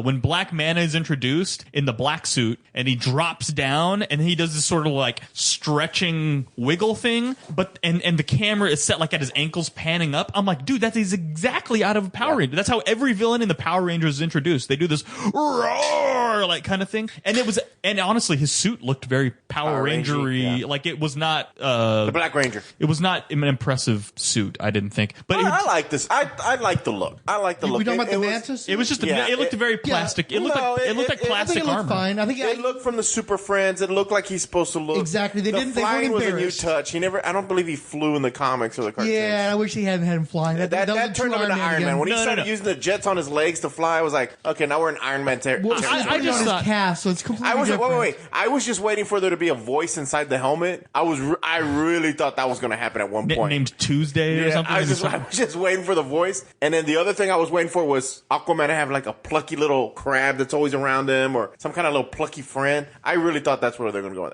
It felt so Disney at that point. Like I didn't get into that. I think you're going a little overboard there. No, no pun intended. Compared to the Atlanteans in the white armor, you know those white armors with the water filled. I thought those looked fantastic. I thought they looked great. I thought their weapons. Aside from the Tamagotchi faces, they look pretty good. Because the red ones look like right out of fucking the Star Wars movie. Okay, but I thought that Black Manta looked like spray painted plastic compared to those really cool, modern, really shiny like Stormtrooper. Like it was like super shiny. I thought that looked so good. And then the Black Manta armor just looked it looked very Power Ranger to me. Like it seemed very 19. I liked it. I thought it was fine. I love the fact that he had the blades come out. Thought that was a nice touch. Yeah, and that's from the comics. And I do think that I'm just really glad they didn't pussy out on representing Black Manta with the big helmet and everything. Yeah. It's what you expect from him. But it was kind of dumb how they explained it though. Like, gotta make a helmet bigger. Yeah, that was stupid. I was like, given. That doesn't make any sense. I'm in no way defending what? that sequence. That was dumb. But I like that ultimately he looked like the Black Manta from the cartoons and the comics. So they could have totally wimped out. They would have done a whole redesign where it would have been like, a sleeker helmet with something. Yeah. They went with something that much more very traditional. Can I be honest with you? I wish they would have cut every Black Manta scene in this movie and made the movie itself 25 minutes shorter. I wish the movie was about Black Manta being the villain. Yeah, I actually enjoy the Black Manta. That to me was really weird. You enjoyed him? To me was really weird and out of character for Aquaman to let someone die. Except they forgot about it the whole movie and brought it up at the very end. Yeah, I thought that was because he didn't give a shit. Aquaman was like, well, he chose this path, and I'm like, that's Namor. That was Namor. That's Namor. That's not Aquaman. Aquaman would do it because he's supposed to. Like he's a hero. That was very out of character, right? That's not just me, right? Look, the Aquaman in this movie is very much a hybrid of Aquaman and Namor. We've known that going in. I think that ultimately, Can I talk about that moment though? Go ahead. I don't have a problem with it, whether it's in character or not, because this is an origin story, and this is building him to who he becomes, the hero Aquaman, because he's very reluctant as a hero in the beginning, even though he's already been a hero in previous movies. Yeah. But I think that the fact that they just forgot about it, and you didn't hear anything about it until the very end, suddenly he's going this, I shouldn't have let him die. Well, no, I don't think he cared until Black Manta came back. He didn't care about that he killed the guy. I made this he man. He cared that he let this guy live. Yeah, I think the remorse is that he was too cocky. He let this guy live, and he created a major enemy for himself and innocent people. I thought he was showing remorse for letting the guy's father die. No, I think he even says I could have saved him or something like that. Yeah, he could have. But well, see, this is one thing that I thought was really weird. Is the black man in the comics is a black supremacist. They literally, because he was created years before they revealed what his race was, and so in the 70s they tended to be more provocative. And so when they finally revealed that Black Manta literally was a black man, it also turned out that all the people who worked with him were black, and basically because they could not be treated as equals on the land, they were trying to create an undersea kingdom for Afro descendant people under the sea. I know, right? Okay, heavy. So they allude to that somewhat by having a lot of black people among the pirates that are taking the submarine when they introduce Black Manta, and they also have his father, who's a very recent creation. Jeff Johns created Black Manta's father for, I think, the Brightest Day maxi series that came out a few years back. But by having his dad there and having a few other black men there, you sort of alluded to that history while also having a bunch of white guys that was also working with them as pirates. But what's weird is even though Aquaman is doing violent stuff that should naturally kill anybody, when you throw a metal door at somebody, they die. But these guys weren't dying. It was played for slapstick. But what was weird is all these white guys just get beat up, and then he leaves the two black guys to die. It's like, that's a little racially squicky. But also what sucks is that of the two black actors that have lines and stuff, Michael Beach, who plays the dad, is a way better actor, way more recognizable, way more interesting. And then we're left with this slab of meat that is the guy who's playing Black Manta, who brings nothing, who's really kind of terrible, I thought. He was terrible. He was so, I respect this movie has a bunch of actors that are just absolutely going for it. They know what kind of movie they're in, and so they just go fucking over the top, and it works for them. And he was the one exception. And this guy is supposed to be a major villain. This is a guy who's expected to be in sequels, and he is easily the worst performer in this movie. So I'm in no way looking forward to that. I like Black Man as a villain, and Aquaman does not have a deep bench when it comes to villains, and they used up pretty much everybody in this movie. And so by having I didn't regret that they had Black Manta show up, because a guy in that suit with the auto-tuned voice is fine. But because they've already had him in this movie, you're going to have trouble getting excited for him in the next movie. And they've already kind of shot his entire rogue gallery load in one movie, including Black Manta. Yeah, that's the downside. I thought he easily had the worst acting moment of the movie, and that was when his dad was trapped under the torpedo, and he was just like, "No, don't you do it! Damn you!" or something like that. And I'm like, woof! Like this is really tough to watch. I thought that the sequence where he's getting paid for the submarine was worse, though. Keep your money. I want Aquaman. It's like, dude, you terrible, are not, dude. That's some terrible line readings there. Really, really bad. He's the kind of actor who is better off having a giant helmet over his head so that you can see less of the performance. Yeah, I'm glad you mentioned that too, because I had it in my notes. He was by far the worst. I didn't think anybody was really great acting in this movie. Amber Heard is not great. She's just either. not great. She looks good. She looks good in the outfit. My girlfriend I will thought disagree that with she you. had charisma with Jason Momoa. I did not see that at all. I just think that Momoa was such a sex bomb that he sort of like carried over into me appreciating Miramore or something. But no, I'm glad she had the bright red hair. I'm glad she looks good in the outfit. Not me. I thought that wig looked awful. I thought as long as it was wet, it looked good. When she looked wet, she looked fantastic. When with that, especially in the desert and in Italy or whatever. Yeah. Dude, that wig was just terrible, man. That looked like Party City wig. It did, but super Party City. But like, they were going for Scarlett big, Johansson's colorful, looks 10 times better than that stuff. And what was weird too is it just me or did Amber Heard's performance recall Scarlett Johansson as Black Widow a little bit? It's like she's kind of had some of that intonations and that sort of attitude, but it didn't work as well for her as it did for ScarJo. I didn't care for her. Like I said, I thought she looked good, except when the wig was dry. Did she do the leg spin and shit like that? Yeah, she did that at one point because I was waiting for it because she hadn't done it. Yeah, and then finally she got it. Did she do it or did somebody did it at some point? Or was it Kidman? One of them did the leg where they jump and they catch the dude by their legs and spin. She did. I don't think Nicole Kidman did. I'm pretty sure it was Mira. No, she did not do it in the very beginning. We did watch beginning. that scene twice. Because when we watched that scene, I made a point of thinking to myself, like, oh, we that one, I thought that scene looked great. Two, she didn't do the leg thing, but I know it happened later on because it was like, oh, there we go, we can check that box. So I just can't remember exactly what. I do have to say too, I'm really glad this late in her career, Nicole Kidman got to do the whole action hero thing. She hasn't gotten to do a lot of that over the years, but it was cool. And I think she was really enjoying getting that opportunity, even though I don't know how much of that was her and how much of that was a CGI animatronic. Well, I'm gonna go back to the CGI there too, and their de-aging is terrible in these movies. I didn't think it was bad at all. Oh my god, dude, she was was awful. bad. Her eyes were crooked, dude. Okay. She was terrible. Boba Fett, and William Dafoe's was Boba Fett terrible. looked horrible. He was all swollen. Jango Fett was Yeah. plastic. I thought they looked fine, you know. I was distracted. 'Cause you gotta appreciate that was a long sequence, man. That's like about 10 minutes of CGI de-aging. Which again, why I'm saying that the effects in the movie were not great. That was 10 minutes. I thought it was fine. I was staring at the being rubber. overly critical of that. It was the first thing I said. I was Yeah. like, dude, that's CGI, right? And he was like, yeah, like, ugh, like it was terrible. They looked very plastic. Fine, If but you're gonna- did they look younger? Even if they looked plastic, they looked like they were younger versions of themselves. Now, I think that because they have so much more screen time as young people than they do as older people, they might have just gone ahead and cast younger actors and put them in old makeup instead. But it was fine. I thought it was super good. I don't do it. Stop doing it. If you can't do it well, don't do it. It's distracting to me on the screen. Sorry. I think Marvel does it well, but unfortunately, I think they've started this fucking trend, and now it's just like, oh well, we'll just have them be whatever age they need to be. And we'll just fucking blur the shit out of their skin to make them look younger, and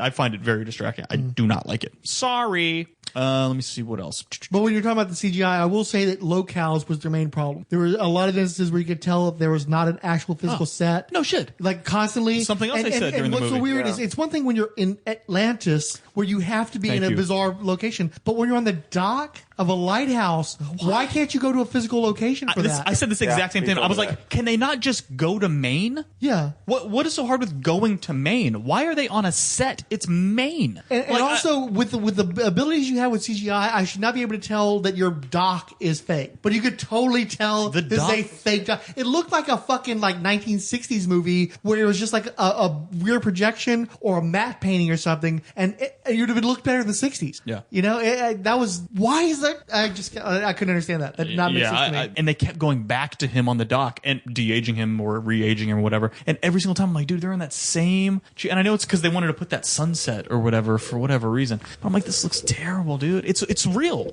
You can go to Maine. It's not that big a deal. So I do want to give them a plus. I did like the creature creation. I like the CG they did do. The crab people I thought looked great. Yeah, they look awesome. I love their weapons. Even though I think the name fisherman is the Did they look? They looked a little goofy, didn't they? But they're fish people. They're supposed to look So wait, goofy. but I have Didn't a bother question. me. Now, I was that's from the comics. I'm not aware. of that being in the comics. So were they all Atlanteans at one time, and they devolved, or right? Evolved depending on your perspective of it. Yes. Okay, so then they all evolved in different directions. So the Atlanteans went more humanoid. Well, here's one thing too. And the They're fishermen, all- and fishermen went fish. I know, but I just want to make one quick clarification. They're all Atlanteans. They're all from the continent of Atlantis. I don't think they made it clear in the movie, but the human people that we see are supposed to be Poseidonian. It's from the city-state of Poseidonis. That's what the human ones are. There are other I was wondering, city-states of Atlantis, but they're all technically Atlanteans because they all come from the same continent. And they're all derived from the same I just people. thought it was weird. They were talking about how the high bloods can breathe air, and I'm like, so wouldn't the high bloods of the other races breathe air also? Right. But then they're clearly the fish and fishermen. crabs. Well, but the trench appeared to be able to go up on land too, though. That's true. And, they did. and universally as well. So. But more like dolphins. They went up for short periods of time. They're not that we're walking aware of. around. I mean, if you from the comic books and you read the first story arc, they were able to be on land for an extended period of time. So to me, I thought the best part of the movie was the trench when they were going down into the trench. Other that was. And again, I've said that I really want to see some dark fantasy in my Aquaman, and that was the one moment where it definitely went there. The time portal was a bit much. Okay, and that was where I was like, I was getting Ang Lee Hulk flashbacks from that sequence. Yeah, when they did that whole thing where it was like we went into a portal because at one point when they landed, I remember telling Mac, I'm like, is that a fucking pterodactyl? Yeah, they went to the land of the lost, dude. I said that out loud. Yeah, and see, I'm not aware of that being part of the DC comics. I thought that was from the Marvel comics. Yeah, that's like the Savage Land. Savage Land. Yeah, okay. I was like, well, or perhaps Skartaris, because Skartaris is part of Hollow Earth theory. The Micro Warlord series takes place in the hidden land of Skartaris. I knew we were going to get franked eventually. No, it even said core of the Earth. Remember, because it was listing the. Oh, that's right. Yeah. That's right. You did it to say that. Oh my god. I mean, it didn't look great, but I was just like, are those fucking T-Rexes and shit like that? It was just weird. And it was like there was no. And this was another thing that I had an issue with in this movie. It was really, the way it was cut was really strange. It was a really long movie, but I felt like these scenes just started, ended. And that was one where it was just like, we're fighting the trench, we're going down the trench, here's a tornado, now you're in the land of the lost. And I was like, what the fuck? They swam into there was like just random underwater I think that's tornado. what people are going to love about it is that you don't get time to get bored because you're constantly No, going I'll give you that. I was never bored. Yeah. But I can tell you this right now. Anyone who walked to the bathroom, they're going to have my AI moment. When we saw AI and I went to the bathroom when the ship's going underwater, I come back and there's fucking aliens. And I literally looked at my family and said, what the fuck just happened? Because I freaked out because I thought I walked in the wrong But movie. I actually disagree. I don't think there's anything heavy enough narratively in this movie to where you can't just walk away, come back, and just pick up where you left off. This guy's still fighting this guy. Here's a bunch of action stuff. I guess, I don't know. It just felt really weird. There's no narrative through line to this thing. It's a series of set pieces. This is a set piece that takes place in Italy where they're running around blasting with black mana. Here's another set piece where they're fighting the trench monsters. Here's another set piece where they're on Dinosaur Island. None of it, you don't have to see anything to get to those places. You're just like, oh, they're in a new environment, having a new fight. There's nothing there that you have to like take stock of to know what the hell's going on. That monster, the good guys are still fighting the bad guys. That monster that he went to get the Trident from, was it called the Kraken? Or did I couldn't tell what they were saying. It's not the Kraken. It has a different name. Okay, it was voiced by Mary Poppins, by the way, oddly enough. Julie Andrews was the voice of that creature. Oh, really? Serious? Wow. Dumb. Sorry, I was just. But she's not the Kraken. She has a different name. Maybe I placed that. Carathin. Carathin. Because I was like, did he say Kraken? I was like, I'm not aware of this Trident being part of the DC continuity, so I'm not aware of that character or anything from that arc being relevant to the comic books. That's the high fantasy stuff that they introduced for the movie. Which I thought was kind of cool.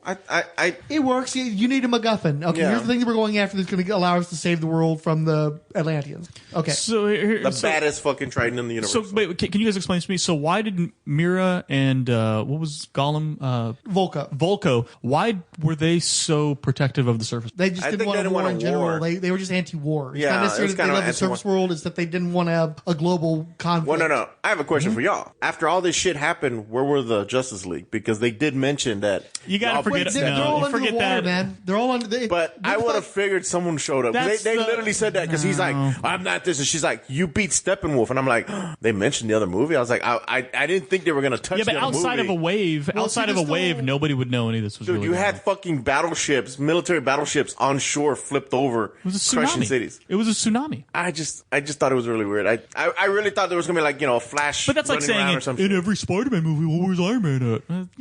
Let Aquaman have his movie. You got to have global threats and not say, oh, where's Superman to come in and save the day real fast? Couldn't he just save the day? Yeah, I guess he could. Well, and again, it's an Aquaman movie. Let him do his shit. Do you want fucking Batman in a submarine for this fucking movie? Well, maybe it's a resounding yes, absolutely. No, I don't. Yeah. Obviously, I don't. Superman doesn't breathe underwater, so there we go. That's another thing we don't have to worry about now. Well, because y'all don't watch it. Y'all don't watch it, but I did watch the animated Aquaman, King of Atlantis, the one Throne of Atlantis.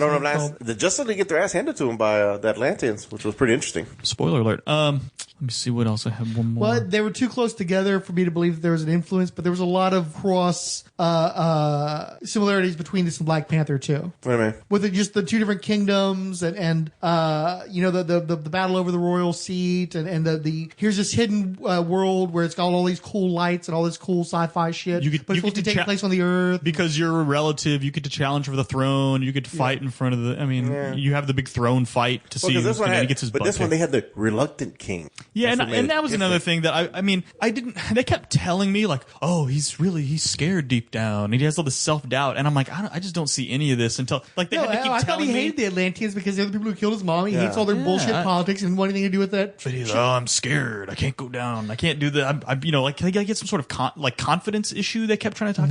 No, you can do it. You can be the king. And I'm like, when has he ever acted like he couldn't be the king of a bunch of underwater people? Like I never got. They kept telling me that he was having this issue, and I didn't believe it. Just like the thing that bothered me about the father dying. And then it's like, okay, I mean, he was never wrestling with some sort of guilt over it, but I guess that's I don't know. There were just there's just some more of the things that just kind of bothered me about this movie. Let's be honest. But if you just watched an action movie, it wouldn't bother you. I saw one guy who tweeted that Aquaman was like if Sam Raimi had directed the script from Batman Forever. And I do think that James Wan directed the hell out of this movie. Not necessarily to he's not a virtuoso like Sam Raimi because it's still like a blunt instrument of a movie. It's just like, here's color, here's motion, here's fights, here's, it's such an ADHD micro penis overcompensation kind of scenario here.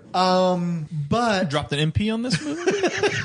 Damn, drop an MP on it. But James Wan makes it work just through like seemingly sheer force of will and sheer enthusiasm on his part, and then the enthusiasm and commitment of the actors that he's performing with. But the script of this movie is fucking hot trash. It is terrible, and there's so many expository dialogue dumps that are like somebody's reading the back of an action figure card. You know, it's just fucking dreadful. And again, it's just a series of set pieces. So there's no actual story to this thing. No. But there's just the premise. He's a reluctant hero who's going to eventually take the throne from his evil brother. And there's all this shit that happens in the middle that sets up cool action sequences, but it's not a fucking story. And the script is fucking garbage. Terrible. I remember, and once again, Jeff Johns is involved with the story, and Jeff Johns needs to stop being involved in these fucking movies. It's like I looked at Fixit several times because he and I were sitting next to each other, and somebody would do that. They would have one of those exposition dumps, and I would just look at him and just say, "What? Like, what are they talking about?" People were constantly. I read reviews. People were not getting the information that was getting dumped on them, but it didn't matter because it doesn't matter.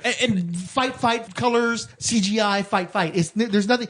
You don't need to know the stuff, but they're going to tell you it in detail. And I feel like that's Jeff Johns saying, "You got to get the lore in there." It's like, dude, we don't need the lore. It's just a fucking Atlantis movie. And another eye roll moment for me was where there were two big ones that I was just like, this movie isn't even listening to its own self. One is when she was like, "We have to go get the trident of so and so," and he's all like, "That trident's a myth." You live in a world where you just fought alongside a Superman, a Batman, and a Wonder Woman. You yourself are an Atlantean half-breed with a power trident, but the mere suggestion there's another trident, that's a myth. That's an old wives' tale. And then you're also telling me he's never been to Atlantis, but apparently he knows all of their old legends and can just dismiss it as an old... his mom told him all the legends before she left at age 6 months. Get the here, dude. So, and stuff like that. I was just like, don't more be like, "Hey, we finally found it." He's like, "Oh, I'm down for that. I'm gonna go take and become king." Instead, that's an old wives' tale. It's like, what? And then the other one was when they're on the plane headed to the desert for wherever the fuck they got on this plane from, and he was all like, "You need to go back to Atlantis to save yourself." Motherfucker, your mother went back to Atlantis and they killed her. Why on God's... What the fuck? Why on Trident's titties would you say you should really go back to Atlantis? That's a good idea because the only other person I know who ever went back to Atlantis got executed. What are you talking about? I just didn't understand. This own movie wasn't listening to itself. Mm-hmm. And so much of just a lot of people can just be like, "Oh yeah, she should go back to Atlantis, man. This has really been a tough time on her. Okay, let's get to the next action beat."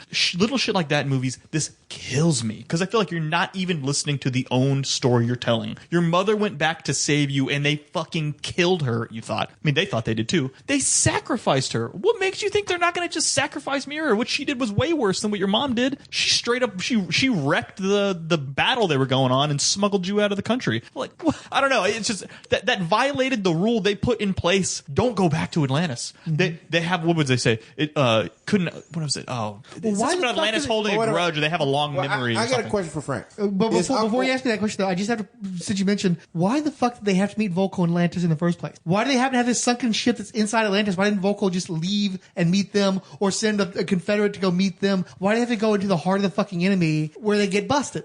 For the key, because they have to have that action sequence. Yeah, you were exactly. Is Aquaman invincible like that? Where he can take fucking bullet shots and grenade launchers? Okay, so... Because I was really weird, because when he was getting shot, I was like, well, wait a minute, so he's as strong as Superman now? And then he took a grenade launch to the chest and was like, ow. And I'm like, okay, I have no idea where his power level is now. Right. So, back in the Golden Age, because you gotta remember, Aquaman is one of the oldest superheroes. He's one of the rare superheroes that were actually published continuously, even when the superhero bust happened back in the late 40s through into the 50s. So he has a really long pedigree. There was a Golden Age Aquaman who was not in any way related to Atlantis. His dad was a researcher. The closest association he had was that his dad found an old Atlantean formula and gave it to his son that gave him the aqua powers. So his big thing back in the 40s, because he was always a super... Namor came first, big time. Aquaman was the white boy, nice guy, status quo ripoff of Submariner, where Submariner was the guy who was like angry at the surface world and fighting with them, and he was all messed up by his mom and his dad being from two different worlds and all this kind of stuff. Aquaman, he smiled. He showed up when the Nazis came around to cause some problems. He beat up Nazis and sank their subs, and then rode off to go fight some more people. You know, he was the protector of the surface world from the oceans and people who were doing stuff on the ocean. So he very much like in this movie, he's fighting pirates, he's fighting Nazis, he's smashing submarines. That was kind of his whole thing. In the 60s, they decided that they hadn't ripped off Namor enough and stole his entire backstory too. And that's where all that Atlantis shit came from, right? And his half-brother Orm and all that kind of stuff. Well, what happened is in the 40s, he was really powerful. You know, again, he's just knocking,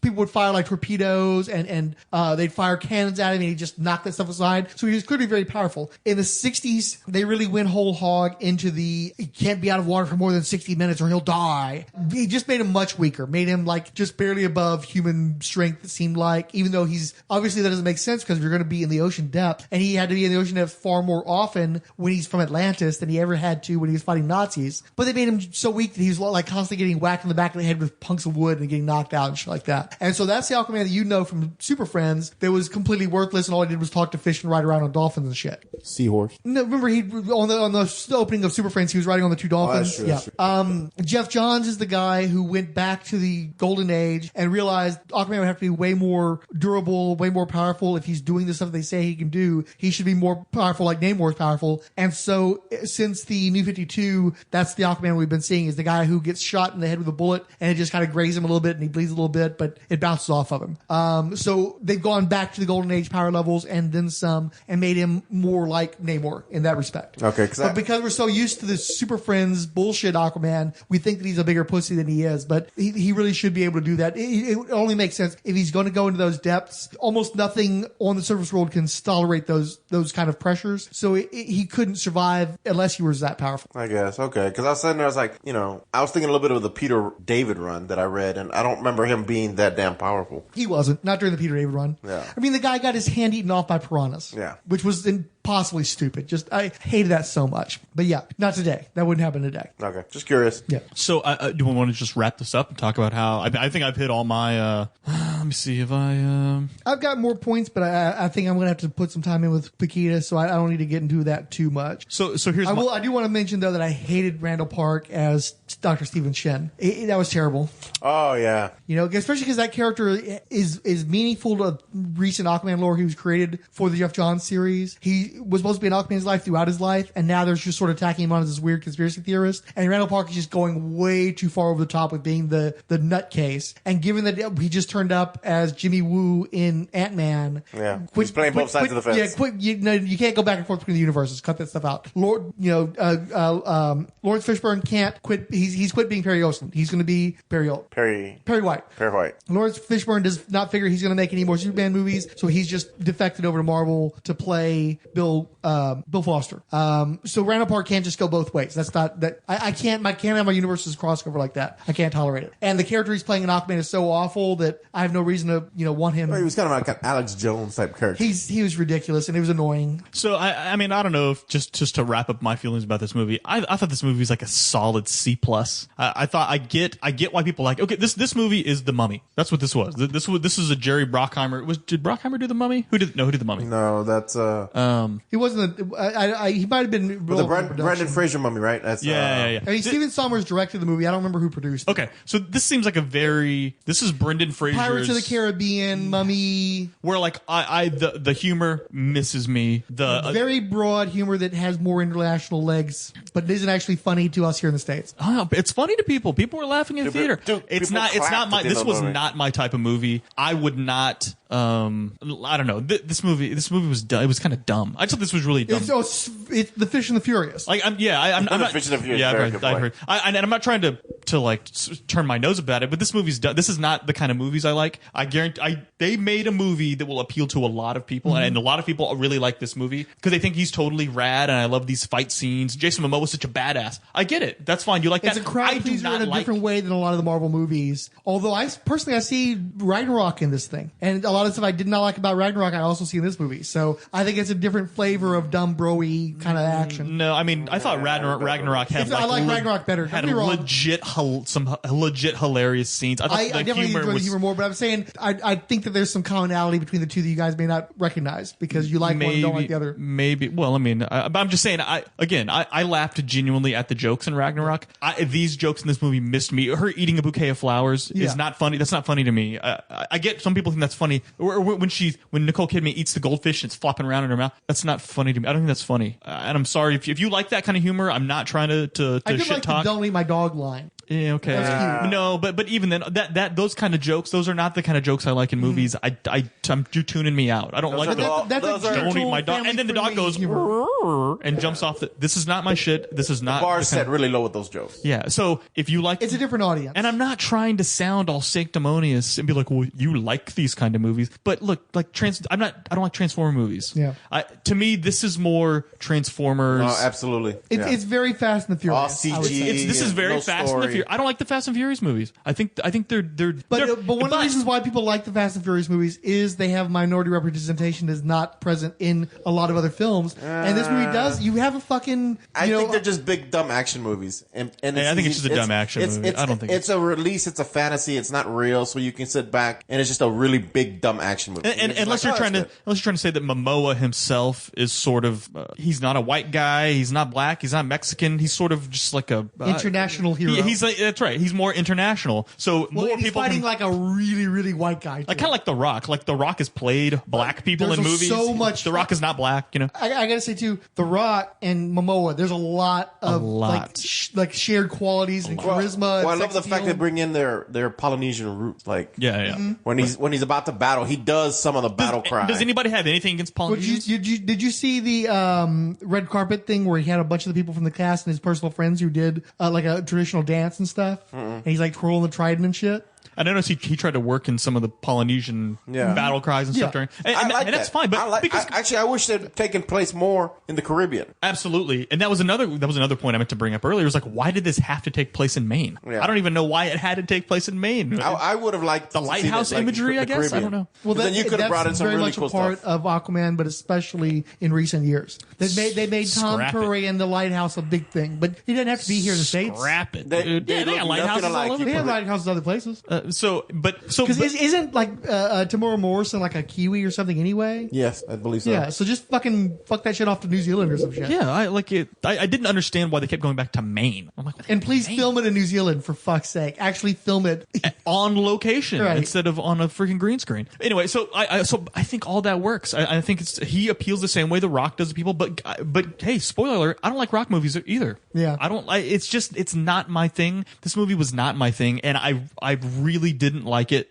I'm giving it a C+ because I did think I did like a lot of the underwater imagery. They made it work way better than I thought it was doing. I was pleasantly surprised with how the underwater stuff looked and worked. Yeah.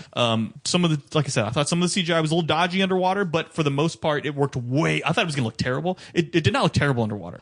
So I give it credit for that. Solid C+. There were some sequences too that were fantastic underwater. Yes, yeah. Particularly the big battle at the end is just amazing how many elements were moving in different directions all at the same time. And aren't we glad we saw that in IMAX? And I did call there would be a giant squid. I believe that was a giant squid playing the drums, or was that an octopus? No, it was an octopus. There was a squid later, or they had the squid Kraken ships. No, they had squid ships. Right, there were squids at some point. There was like there would be a giant squid. But like an octopus playing the drums. Like this isn't my movie. I'm tapping out. Like I'm just sorry, guys. I thought this movie was not good. I never want to see this movie again. I was relieved when it was over because it seemed to just go on and on and on. I didn't like it. Was I wrong with a lot of my points about how successful it would be? Absolutely. Was it good? No, this movie was not good, and I do not know. I understand that these type of movies. I know it sounds bad, like I'm saying these type of movies appeal. I'm not going to call it the Nickelback movies. It just seems to have a. You just called it the Nickelback movies. I know. I said I'm not going to call it the Nickelback movies. By calling it that. No. But I said I'm not going to say. So, but you know. Yeah, I love the way you're like. I'm not racist, but no.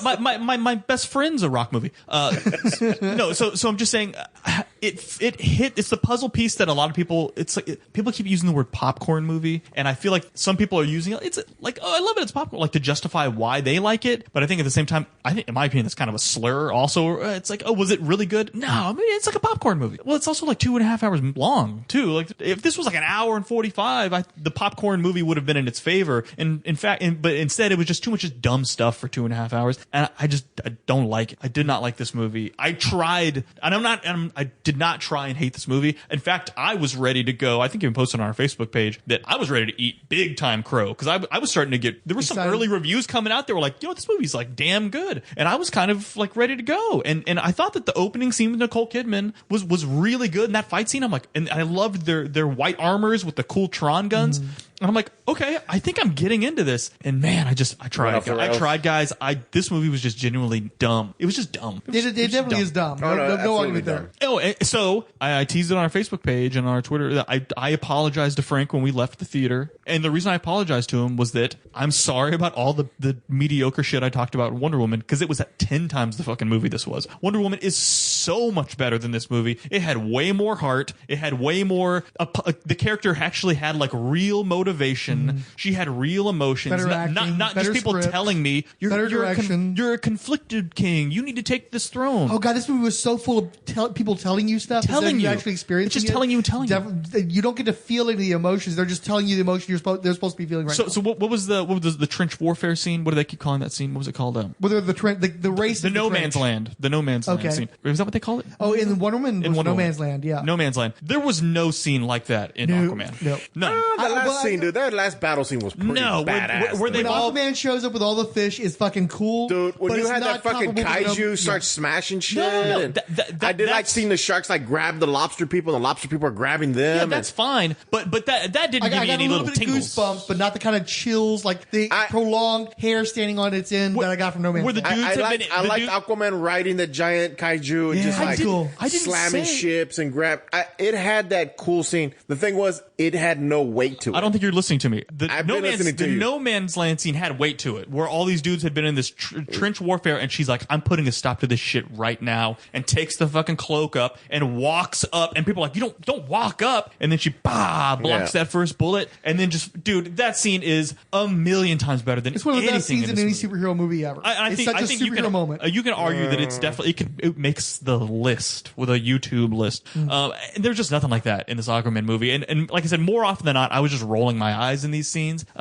In spite of the visuals, but if you like the movie, more power to you. This movie was just, it was not for me. I could tell. I know. I'm sorry. I'm trying to do it without trying to. I'm not trying to sound patronizing. If you like the movie, you like the movie. But I didn't like the popcorn. All the it's popcorn flick positives you say are all negatives for me. Where this movie had no heart. It had there was no thought to it. It was, like I said, it was just a bunch of mishmashes of other scenes from other movies I would I've say seen. The closest the movie gets to heart is the love story between Nicole Kidman and Tamara Morrison. I'm not getting they didn't feel believable. I said the closest. I didn't say, because we've still got in my world we don't have tears. They float away. Well, they stay on your face here, bitch.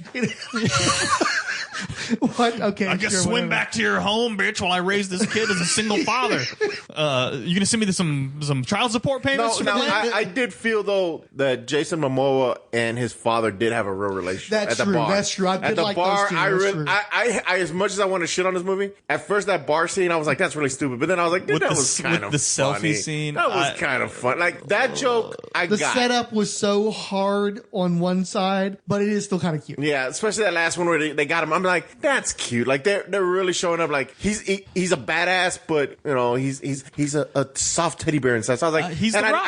I really got the vibe that they were father and son. The way they talk to each other. He's the Rock. Playing it up for social media. Especially with the when the truck gets flipped over and he yanks the door out. Like I was like, okay, hey, guess what? Tony Stark did that at the beginning of Iron Man 1. You can put this on your MySpace page. Throw up the gang sign. Anyway, I do want to say though, I'm really glad that neither one of his parents died for fucking once in a goddamn superhero movie. That was nice. I'm so glad they didn't kill either of the parents. Yeah, sure. And well, no, they did, but she really didn't die. Well, no, again, and then you have the parallels with Ant-Man. Well, and decades later, they're finally reunited. Oh, oh, I've been missing you for 30 years now. I'm so glad that, you know, our kid finally showed up to save the day. You know, that kind of shit. Yeah. But honestly, because you know what, now that you mentioned that he and his dad did sort of have that bond, I would have liked to have seen more of his dad raising him. Yeah. But, and instead, there was just the scene of him in the aquarium. That was really it. And then the scene of him learning how to throw the trident. Really, those were the only two scenes of him growing up. He's sort of just all of a sudden Aquaman. Yeah. Well, and he has to divide that time up with Volko too, and I definitely enjoyed his time with Dad more than I enjoyed his time with Gollum. But where's Volko talking to the dad and telling him, "Hey, I'm here to teach your son." And he's like, "Where's my wife at?" Yeah. And does he tell the dad? Does he not tell the dad? Like, to me, that's way more compelling than anything we got than the Mummy But Returns. it's origin movie stuff, and this movie didn't want to be an origin story. Yeah, it didn't, but I think it set up some more compelling stuff for an origin story of the single father raising his kid with these weird. He's divorced, quote unquote, from his wife, who's been exiled to this undersea land that he can't go to. But yet these people from the undersea land keep coming back into his life to talk to his son, and now he was taking his son. And you know what I mean? Wouldn't he feel threatened? Like, well, now you're going to take my son away too? Or well, how do I trust you? If the last time Atlanteans showed up, they basically almost murdered us. They almost murdered us, blew my lighthouse apart, and took my wife, forced her basically to leave. And now you're returning back here, and I'm supposed to be good with this? It's like, well, where was any of that? There was none of that. That requires writing. This movie didn't have any of that. No. There's no. I probably wouldn't have done it right anyway. But yeah, and that's just me trying to find a different way for me to like this movie. And I think I talked about this last time, or when we were trying to record earlier. I went in with this movie with two sets of mind. One was I'm going to look at it as a movie, and the other one is I am not an Aquaman fan, so I'm not going to bash on it for not portraying Aquaman the Aquaman way. The same reason why we're avoiding doing any Captain Marvel reads before we see that movie. Yeah, because we're going to see it as a movie and then worry about because I don't feel right going in and saying, well, they got this wrong from issue. You can do that. I can't because I haven't read enough, so I was like, okay, I guess that's Aquaman. I just thought it was really, some scenes got me because it was like, well, he let someone die? That doesn't seem very heroic. That doesn't seem like, those scenes bothered me a little bit, but for the most part, I mean, it's a really dumb movie. It's a really dumb action movie. That's all it is. There's no real thought into like, oh, where this is interconnected with the world. It's just, give me some more. I put this with Skyscraper, because I love The Rock, so I own a lot of Rock movies, and I watched Skyscraper, and Jesus Christ, this was Underwater Skyscraper. Yeah, but the CG I thought was great. I liked the character build. You know, the world building was kind of nice. I enjoyed the world building of it. A lot of ground. Yeah, we got a lot of world building. I mean, you got a nice origin story where the Atlanteans got too close to the sun. They got all Icarus and shit with the trident, and they wiped out there. And I was like, okay, that's kind of cool. That makes sense why and we did spend 45 minutes on that origin too, like continuously. They did the whole cross-cutting thing to where you got the information, but you'd have to sit there for 45 minutes waiting for Aquaman to show up. And the thing was, I sat there and they were talking about like, well, some evolved, and I was sitting there, I was like, so like, this is just my mind. I was like, so how does she have a vagina? Because she's underwater. Like, I was just in my mind, I just started thinking like they're all going to be evolving or devolving in really weird places because they're not humanoids anymore. They're underwater 24 hours a day, so they're going to be more fish-like. And I was just so maybe Aquaman was a butt baby. Is what I'm hearing? I don't know. Come baby Aquaman. I just thought it was really. They got blowholes, right? But I thought like Mara would like drop eggs on the ground and the dude would just jerk off on the eggs or something. Or if anybody's gonna go straight to the vagina thoughts, it's gonna be Mr. Fixit. I'm sorry. Like, how do I fuck it? Damn. How do they fuck it? Hey, my quote. If I can't eat it or I can't fuck it, you better kill it then. That's plain and simple. So I was sitting there and I was like, but I did love the fact that they weren't all just like white Caucasians floating in water. I was like, that was gonna be really weird. And you had the fish people that were kind of like. Well, apparently the only black people are fish people, though. No, they were. I like those because they were like the thinkers. They were the philosophers, and I like that. And then the crab people are like the war tribal. They had the badass crab tanks, and they had all this great armor. So the Atlanteans were kind of, I guess, more the white people. Well, they're the Britain of the ocean, I guess. They're the white people, a little island of white people. They run around, they kill anybody that doesn't do what they want them to do. Okay, get off your soapbox. I'm not putting your soapbox out there. I'm just saying I love the world. I just think that it was telling that the big brown Polynesian dude is beating the fuck out of the white guy who's trying to go to war against the entire world and totally shatters his prosthetic penis there at the end. It's like, oh, you shattered my spirit. I'm going to shatter your spirit. Now you're the one who's. I thought the ending was a little anticlimactic where they're battling and then the mom shows up. It was a Martha moment where it's like, it's mom, it's mom, it's mom. And it's like, let's stop fighting. I'm not going to kill you because it's mom. The fight was already done when she shows up. he already beat him. She showed up to provide mercy, and I actually really appreciated that because it gave the women in this movie had shit to do. And that was a good moment. I agree with that. I agree with that. So I got no problem with that. But he was already beat. It's not like she he was like, kill me. I thought, look, you just killed some dude in a ship with no problem. This dude's been threatening you. You know he's not going to stop because his whole thing about them was they chose it. They're going to come back. I got to let this happen. So you're going to have the same view of your brother. He's not going to back down. Well, no, because the whole point is that he recognized that maybe he needed to think more about the consequences of the action. But he did that whole shit at the end where he's like, when you're ready to talk. I'm like, oh, dude, like, I guess they were all over the place with Mom showed up to try to make things better. You know, maybe they're going to team up in the next movie. We don't know because you don't want to see him fight Ocean Master again. No, so maybe the dude's going to like have a heroic sacrifice. Or maybe they're going to try and make him Loki. Maybe they're going to try and make him Loki. Like a Loki. Patrick Wilson ain't Loki. You know, sorry. I know. And I like Patrick Wilson. He ain't Loki. Yeah, I know. Yeah. I'm just saying they could totally be going. Loki. I didn't even think about that. They'll go and they'll have heart to hearts. And then he'll betray him. He'll call him half brother in a British accent. And then betray him and shit like that. Yeah. So, but I mean, for the most part, but then he'll save him as a movie, like I sat there and I saw a lot of movies, like Max said, I saw a lot of movies I've seen before. I was fine with it. I was like, whatever, dude. I'm gonna have to go see it again apparently. So I'll be like, I mean, am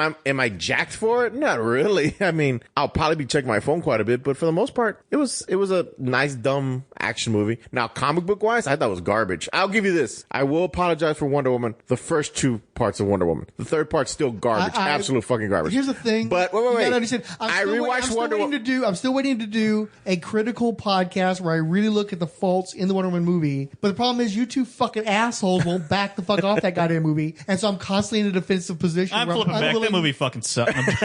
Well, no, because we just rewatched it because the last act of Wonder Woman is problematic. I had a house full of family here and they wanted to watch superhero movies and they're all arguing. So we settled on Wonder Woman for some reason. I don't know how they fucking landed on that. So we watched it and I rewatched the first two halves. I was like, oh, it's actually pretty good. Then we hit that third half and just fucking text. Aquaman was third half all the way through pretty much for me. It's kind of, I can get through it because of the CG. Like visually, and there was enough visual stimulation for me to stay with the movie. But story wise, I didn't give a shit anymore. I just wanted to see more pretty stuff and then more things blow up and more kaiju. I can agree with you to an extent. Try to see it in 3D and let me know how that works out for you. Because that's the only reason why I go back to see it in the theater is to see it in 3D. I'm curious to see if those fishies go flying past you, if it's worth seeing it. Not worth it to me. Not for 2.5 hours, 2 hours, 20 minutes. I thought it was a little long. They could have definitely trimmed some fat off of this movie. There was a lot of fat on this movie, which I thought was a little. I think they were just hellbound for leather on this one. They wanted this was a crapshoot. I think if this one tanked, we wouldn't see any more DC movies after that. Except they would release Shazam, and Shazam would have been like just kind of like, well, here's our last movie. And remember, for the longest time they were saying Shazam wasn't going to be part of the DCEU. They only brought it in because it started getting decent buzz. Yeah, originally it was not going to have anything to do with the DCEU. It was going to be its own separate thing. And now? And now it is. And now they're going to actually have explicit references to the other. Give me that Momoa stinger. You know he'll be in there. Well, no, they reference the other movies without actually having anybody show up in this one. I don't think anybody's going to show up in Shazam. You don't think they're going to go rewrite a quick stinger like they did with Iron Man and Hulk or whatever? I hope they don't. Or he's at a bar and the kid has to get a selfie with Aquaman. He's like,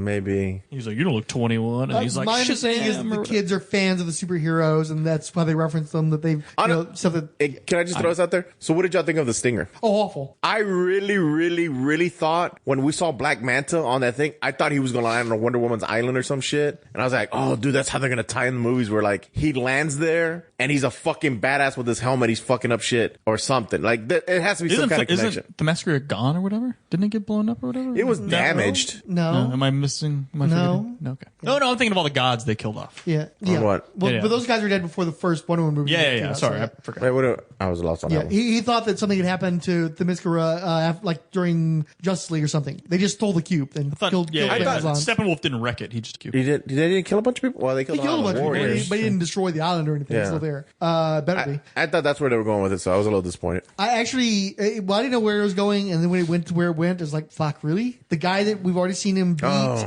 and some random dude that kept popping up as a crazy conspiracy theorist This is what we're supposed to get us excited for a sequel. That's like one of the worst thingers I've ever seen. That was horrible. They should have just cut that shit out. But if you're going to do that, fucking play up the Legion of Doom thing again, you know? Fucking get him picked up, have Deathstroke pick his ass up or some shit. You know? Anything but that. That was horrible. What's his name? Jesse Eisenberg. Yeah, exactly. Yeah. Anything but that. Yeah. Dr. Steven Shin is not putting asses in seats for a sequel, motherfucker. What the fuck are you guys thinking? I don't care how, fresh off the boat this motherfucker is. No.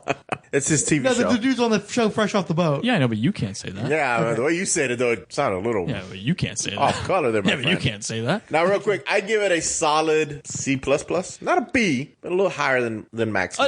This was better than Ant-Man and Wasp. Yeah. This was better than Ant-Man and Wasp. This is like close. Like, I want someone to make me forget. I want to get Men in Blacked for Ant-Man and Wasp. But this movie, I saw it, I don't like it, but I don't want, I don't want to actively... I don't know if it was that goddamn bad, but it was bad, but not that bad. What, Ant-Man and Wasp? Ant-Man and Wasp is freaking garbage.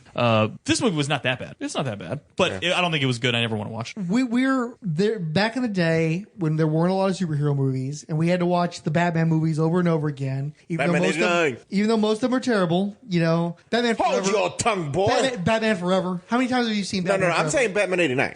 And that's fine. I'm not just saying, I'm not a huge fan of Batman 89, but I've still seen it like multiple times because it was the only fucking superhero movie for the longest time. And you did bring me around to Batman Returns. I love Batman Returns. That is a damn good movie. But nowadays there are so many superhero movies, and I'm an older person. I don't have time to see everything, so I have to let fucking some of these superhero Grandpa shit. sounds grumpy. I gotta let some of this superhero shit pass. And there are some of these superhero movies, like a Winter Soldier, that I'm gonna see over and over again because I love that movie. And there's some of these superhero movies, the first Guardians of the Galaxy, both the Ant-Man movies, and I'm not saying that to dismiss you. I'm just saying I don't need to see those movies again. I saw it the one time, and like Guardians of the Galaxy 2, I would need to watch again because I know I'm gonna want to just soak that movie up again. Watch it again. Yeah. But I don't need to see Guardians of the Galaxy again. We own that fucking movie, and I still don't have any great desire to see that movie again. This is one of those movies I'm happy I saw it the first time. I enjoyed it well enough the first time. I've been much more kind to the DCEU than you guys have tended to be. It was a better movie than I had a right to expect. I enjoyed it fine the one time I saw it. I have no great desire to ever see it again. And given my track record, there's a very good chance I will never see it again. Even though there were moments in there that I was happy to see. There was times where it's like, yes, the Aquaman movie I've been waiting to see is finally here in sequences, in moments. But overall, they didn't blow me away. I'm glad it wasn't painful. It was fine. I'm never going to probably see it again, though. It was a little painful. I thought there were some stretches of it that were pretty painful. So maybe I'm knocking it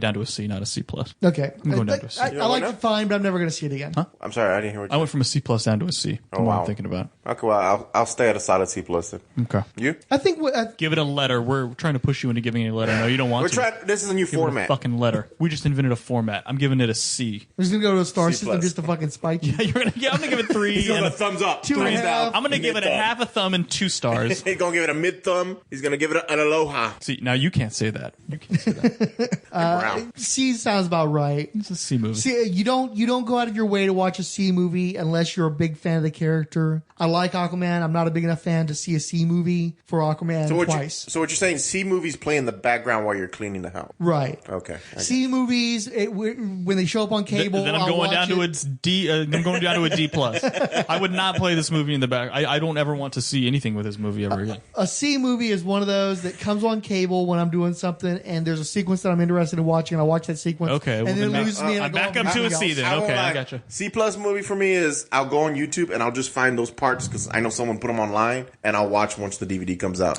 I won't watch the whole movie, but I'll watch those scenes. There's a solid half hour of this movie that I would like to see again, but I don't want to watch 2.5 hours of it again. So if I got a greatest hits compilation, or I'm just jumping around on demand or something, but I'm not going to sit down and watch the whole thing all over again probably in my entire life. So would you? Unless Paquita makes me. Oh no, she will make you. She's going to make you watch it. Yeah, I didn't get people clapping at the end of that movie. There was applause. I told Mac I want to bring this building down on us now. At least a third of the audience, right? So, but you gave it a C plus. You want to bring the walls down? Dude, so did you not? Did you like it or not? There was an achievement made. I know, dude. I didn't get it. There was an achievement made. I sat through 2 hours and 20 minutes. I think that was a technical achievement.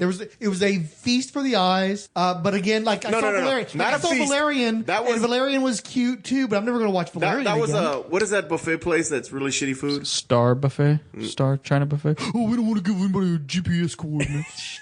Luby's?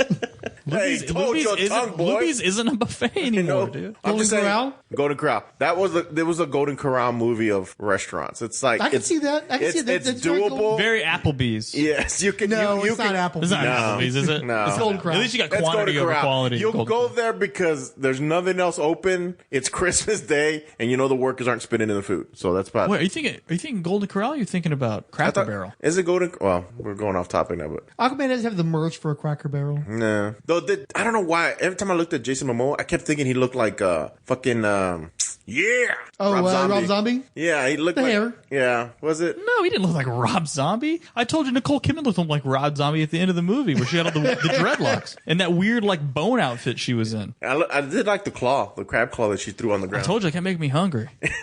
He did say that. Oh, damn, serve that bitch up with some drawn butter. I guess she's got that same Savage Land cosmetics thing that Janet Van Dyne had going on. That was another roll eye moment where they go through the tornado, and of course she saves them, even though she says you can't leave through the tornado, but she was able to go out there to save them, whatever that'll happen there. And then she was all like, they're right there, and she's like, oh yeah, that trident you've been looking for? Guess what? It's right there. Right there on the other side. But it's like this waterfall. They didn't say we were looking for the trident. She goes, oh, you know what's crazy? The only way to get out of here is this mythical trident right there behind that waterfall 15 feet away. And they're like, holy shit, we've been looking for that trident. What a coincidence that we went into they can't. The whole reason why they were in there in the first place, they were looking for the trident. They got sucked into a time travel. I know, because that's the place to go, because there's no place else to go. No, Frank. At this moment, we're playing National Treasure because we're finding all the clues to get to the end. So they weren't going there for the trident. They were going there for another clue. It was another fucking clue. They looked through the glass. At and some like, there point, it is. they're going to be led to their fucking destination, dude.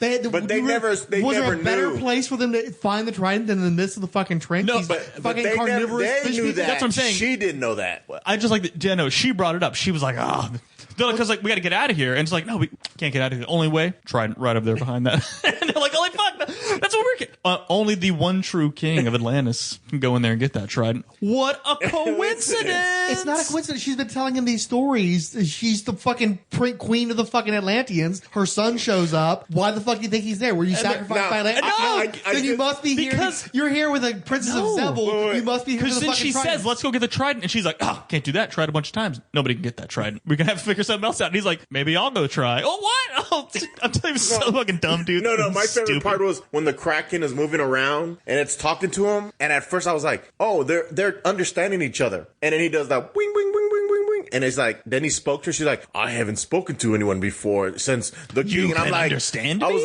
like, wait, so he didn't understand the whole time?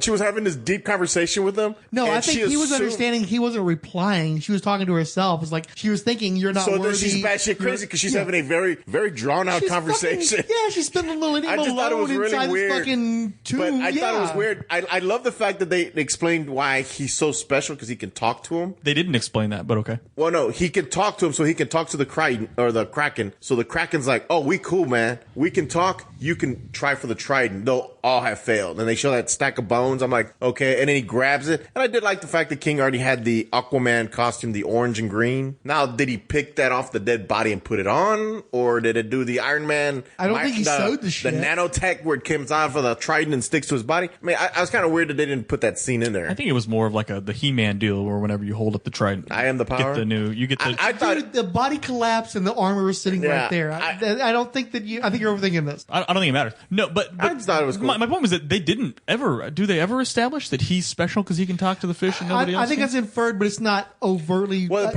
they all have different powers, don't they? Because she can control the water telekinesis. Yeah, she does the water thing with the wine, but they never explain why she's got that. No, it's a special power for Aquaman clearly because they did the whole Pinocchio thing where he commands the fish to eat them so they can hide out. And shit. She didn't. I don't understand why their GPS didn't work inside the whale mouth, but it did work in fucking Italy. But okay, whatever. So what's Orin's power then? Because apparently they're all born with powers. That's the point. Is I don't think he has a power. He doesn't have any power. They don't explain this shit, dude. Wow. Again, these are the makings of a C movie. they don't fucking explain it. He can talk to fish. They just are. It just is, man. Okay. Yeah, it just be. He can talk to Krakens. Nobody else talked to Krakens. Kraken was surprised because she was just talking to herself. And then again, the Poseidonians are the least.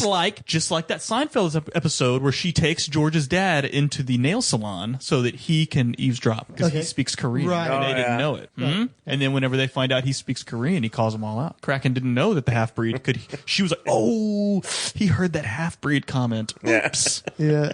Faux pas. Oops. So the DC Special podcast previously pioneered a new low in Rolled Spine not giving a shit about listener feedback by having a robot read it. The problem is on our most recent episode, we actually got too much feedback. It would really be a pain in the butt to feed all that into a free program on the internet. So of course I immediately thought I would pawn it off on my girlfriend, but I waited too long to ask her and this podcast's already late, so she blew me off. As you can hear, we have internet problems, so I can't pawn it off on Mac or Fixit either. So I guess I'm stuck reading it. So on Facebook, we got acknowledged by Ali Batts, Debesh, Derek William Crabb, Gautam Shioran, Max Romero, Keith G. Baker, Mike Peacock, Mike Ev, and Ryan Daly. On Twitter, we got the attention of 108 Sage, Ali Batts, Dr. Ange, Biko Django, Bone Dragon Comics, Brody's Kitchen, Chris Sheehan, Chris Thompson, Coffee and Comics Podcast, Dmitry Pimenov, Dr. G Nerdologist, Donnie Duke, Donnie Touch, let's go with that, Fan Holes Podcast, Jesus Rick 1, Gosh Designs, The Hammer Strikes, Random Geeky Stuff, Paul Hicks, Ivy had Poison Evil Raven, Jeffrey Brown, Just in Time with J&T Baggers, Justice Trek the Podcast, Carl George, Kunzitun, Longbox Crusade, Longbox of Darkness, Matches Baloney, Max Romero, Men, Nathaniel Devon Sanford, Nedhead, Odell Abner Dracula, Philip McClary, Princess Daddy, Robin Speculum Fight, Rad Adventures Podcasting Network, Ranger Gord, the Relatively Geeky Podcast Network, Rick Rouge, Secret Wars and Beyond Podcast, Sean Phillips, Siskoid, Son of Cthulhu, Terrence Castleguay, Tony Wolf, Tough Like a Girl Comics Podcast, Trekker Talk, Warlord Worlds, Wonder Woman Warrior for Peace Podcast, and Xenozoic Xenophiles. Keith G. Baker wrote, "Isn't We Say Fuck a Lot the actual tagline for this podcast? After hearing this, I think I want to read a comic where Teenage Mutant Ninja Namor visits the Minstrel Island." 108 Sage wrote, "While obviously not a perfect movie, I thought it managed to avoid basically all the traps I was afraid it would fall into, such as too much or not enough focus on gathering the team, Return of Superman, the final fight, setting up future movies." So I guess this is related to the Justice League podcast. Ryan Daly wrote, "I don't know if I've ever been sadder listening to Frank struggle in vain to get Fixit to provide a bare bones Wikipedia summary of metal, knowing that it just won't happen." History of Comics Film wrote on that same episode, "Bat Crisis on Metal Earths in a finite industry. In Fixit's defense, I would be hard-pressed to boil down metal to one or two sentences. Finished reading Dark Knight's Metal yesterday. There were some interesting one-offs, but I think the Justice League gets browbeat in it too damn much. If you like dark and grisly realities, then this one's for you, though." Also in Fixit's defense, "The only reason I finished reading Metal was because I was getting a promo poster signed by Greg Capullo and felt it insincere to never have read a comic promo poster I'm getting signed." Justice Trek the podcast wrote, "I've been covering the Metal series in depth on our show and will say that when Mr. Fixit talked about the people who would respond with pro-metal comments, he pretty much nailed what I was thinking when I was listening to his opinion. And the parts that Mr. Fixit did enjoy, the one-shots with the evil Batman JLA hybrids, I thought were the weakest part and were unnecessary cash grabs." Randy Caldwell wrote, "I've been enjoying the recent Justice League series. I have not read the Hickman Avengers or anything he has written, but the new Justice League seems like a sort of successor to Grant Morrison's JLA. I bought the first 3 issues of Dark Knight's Metal, but I have not read any of them. I'll have to use By the Anti-Monitor's Taint at a comic book convention next year or while shopping this weekend." Son of Cthulhu wrote, "Scary stuff." Just for Stawn wrote, "Oh man, I know my library tablet app has all of those Metal Batman books, but they look to be such hot garbage." Keith G. Baker wrote, "Metal was the last straw for me. Made me quit my DC habit when I saw the JLA turned into freaking Voltron in one of the first issues." Dr. Ange wrote, "Interesting discussion. I skipped Metal because the concept sounded lousy. Glad I did. But I have loved Snyder's JLA, a very fast and crazy book. I agree, outside Batman, he hasn't always been good. See Superman Unchained. Also, I love A Crisis and agree number 7 can stand alone. I love Kingdom Come. It's a coarsening of the DCU. So I can forgive Wade's take on Diana in that universe. It is DC I can't forgive for not seeing the lesson the book was trying to teach. Lastly, I unabashedly loved All-Star Superman. The movie scrapes the surface, Frank. Please read it." Odell Abderactyl wrote, here. Regarding Marvel IP, the death of floppies. I think you're both right. I don't think single issues are ever going to go away completely, but IDW has already been outsourcing Star Wars and Spider-Man characters. Individual issues and collected editions will be around, but it is probably a very close game of diminishing return. I think it will make sense to get rid of the comics published by Marvel because it makes sense to get rid of the physical comics altogether. I'm not a gamer, but when you look at what has happening with role-playing games in the last 5 or 10 years. It's crazy. White Wolf does print on demand. I understand that there are even some print-on-demand miniatures. All those gaming artifacts still exist. My prediction with big superhero comics is that comics will be made and sold digitally, and you can order a print issue or collected edition via print-on-demand. It seems like DC drew a line with Killing Joke, Dark Knight, Watchmen, straight through Kingdom Come, and on into Identity Crisis and Blackest Night. Kingdom Come gets lumped in with thematically dark books, but only because, like with Watchmen, DC learned all the wrong lessons with Kingdom Come's success. I think on its own, Kingdom Come adds texture to the shared universe, but it's always paired with those awful other events, and in that context, it seems to have done more harm than good. On Mac Apologizing About Wonder Woman, DeBase wrote, Mac apologized? This I have to hear. And Kichi Baker added, #fake news. The preceding program is a non-profit fan production. Any copyrighted materials contained therein are believed borrowed under fair use with no copyright infringement intended. Please feel free to leave comments at Rolled Spine's Productions WordPress blog. You can also send us Twitter comments through the Rolled Spine Podcast Twitter. Thank you for listening.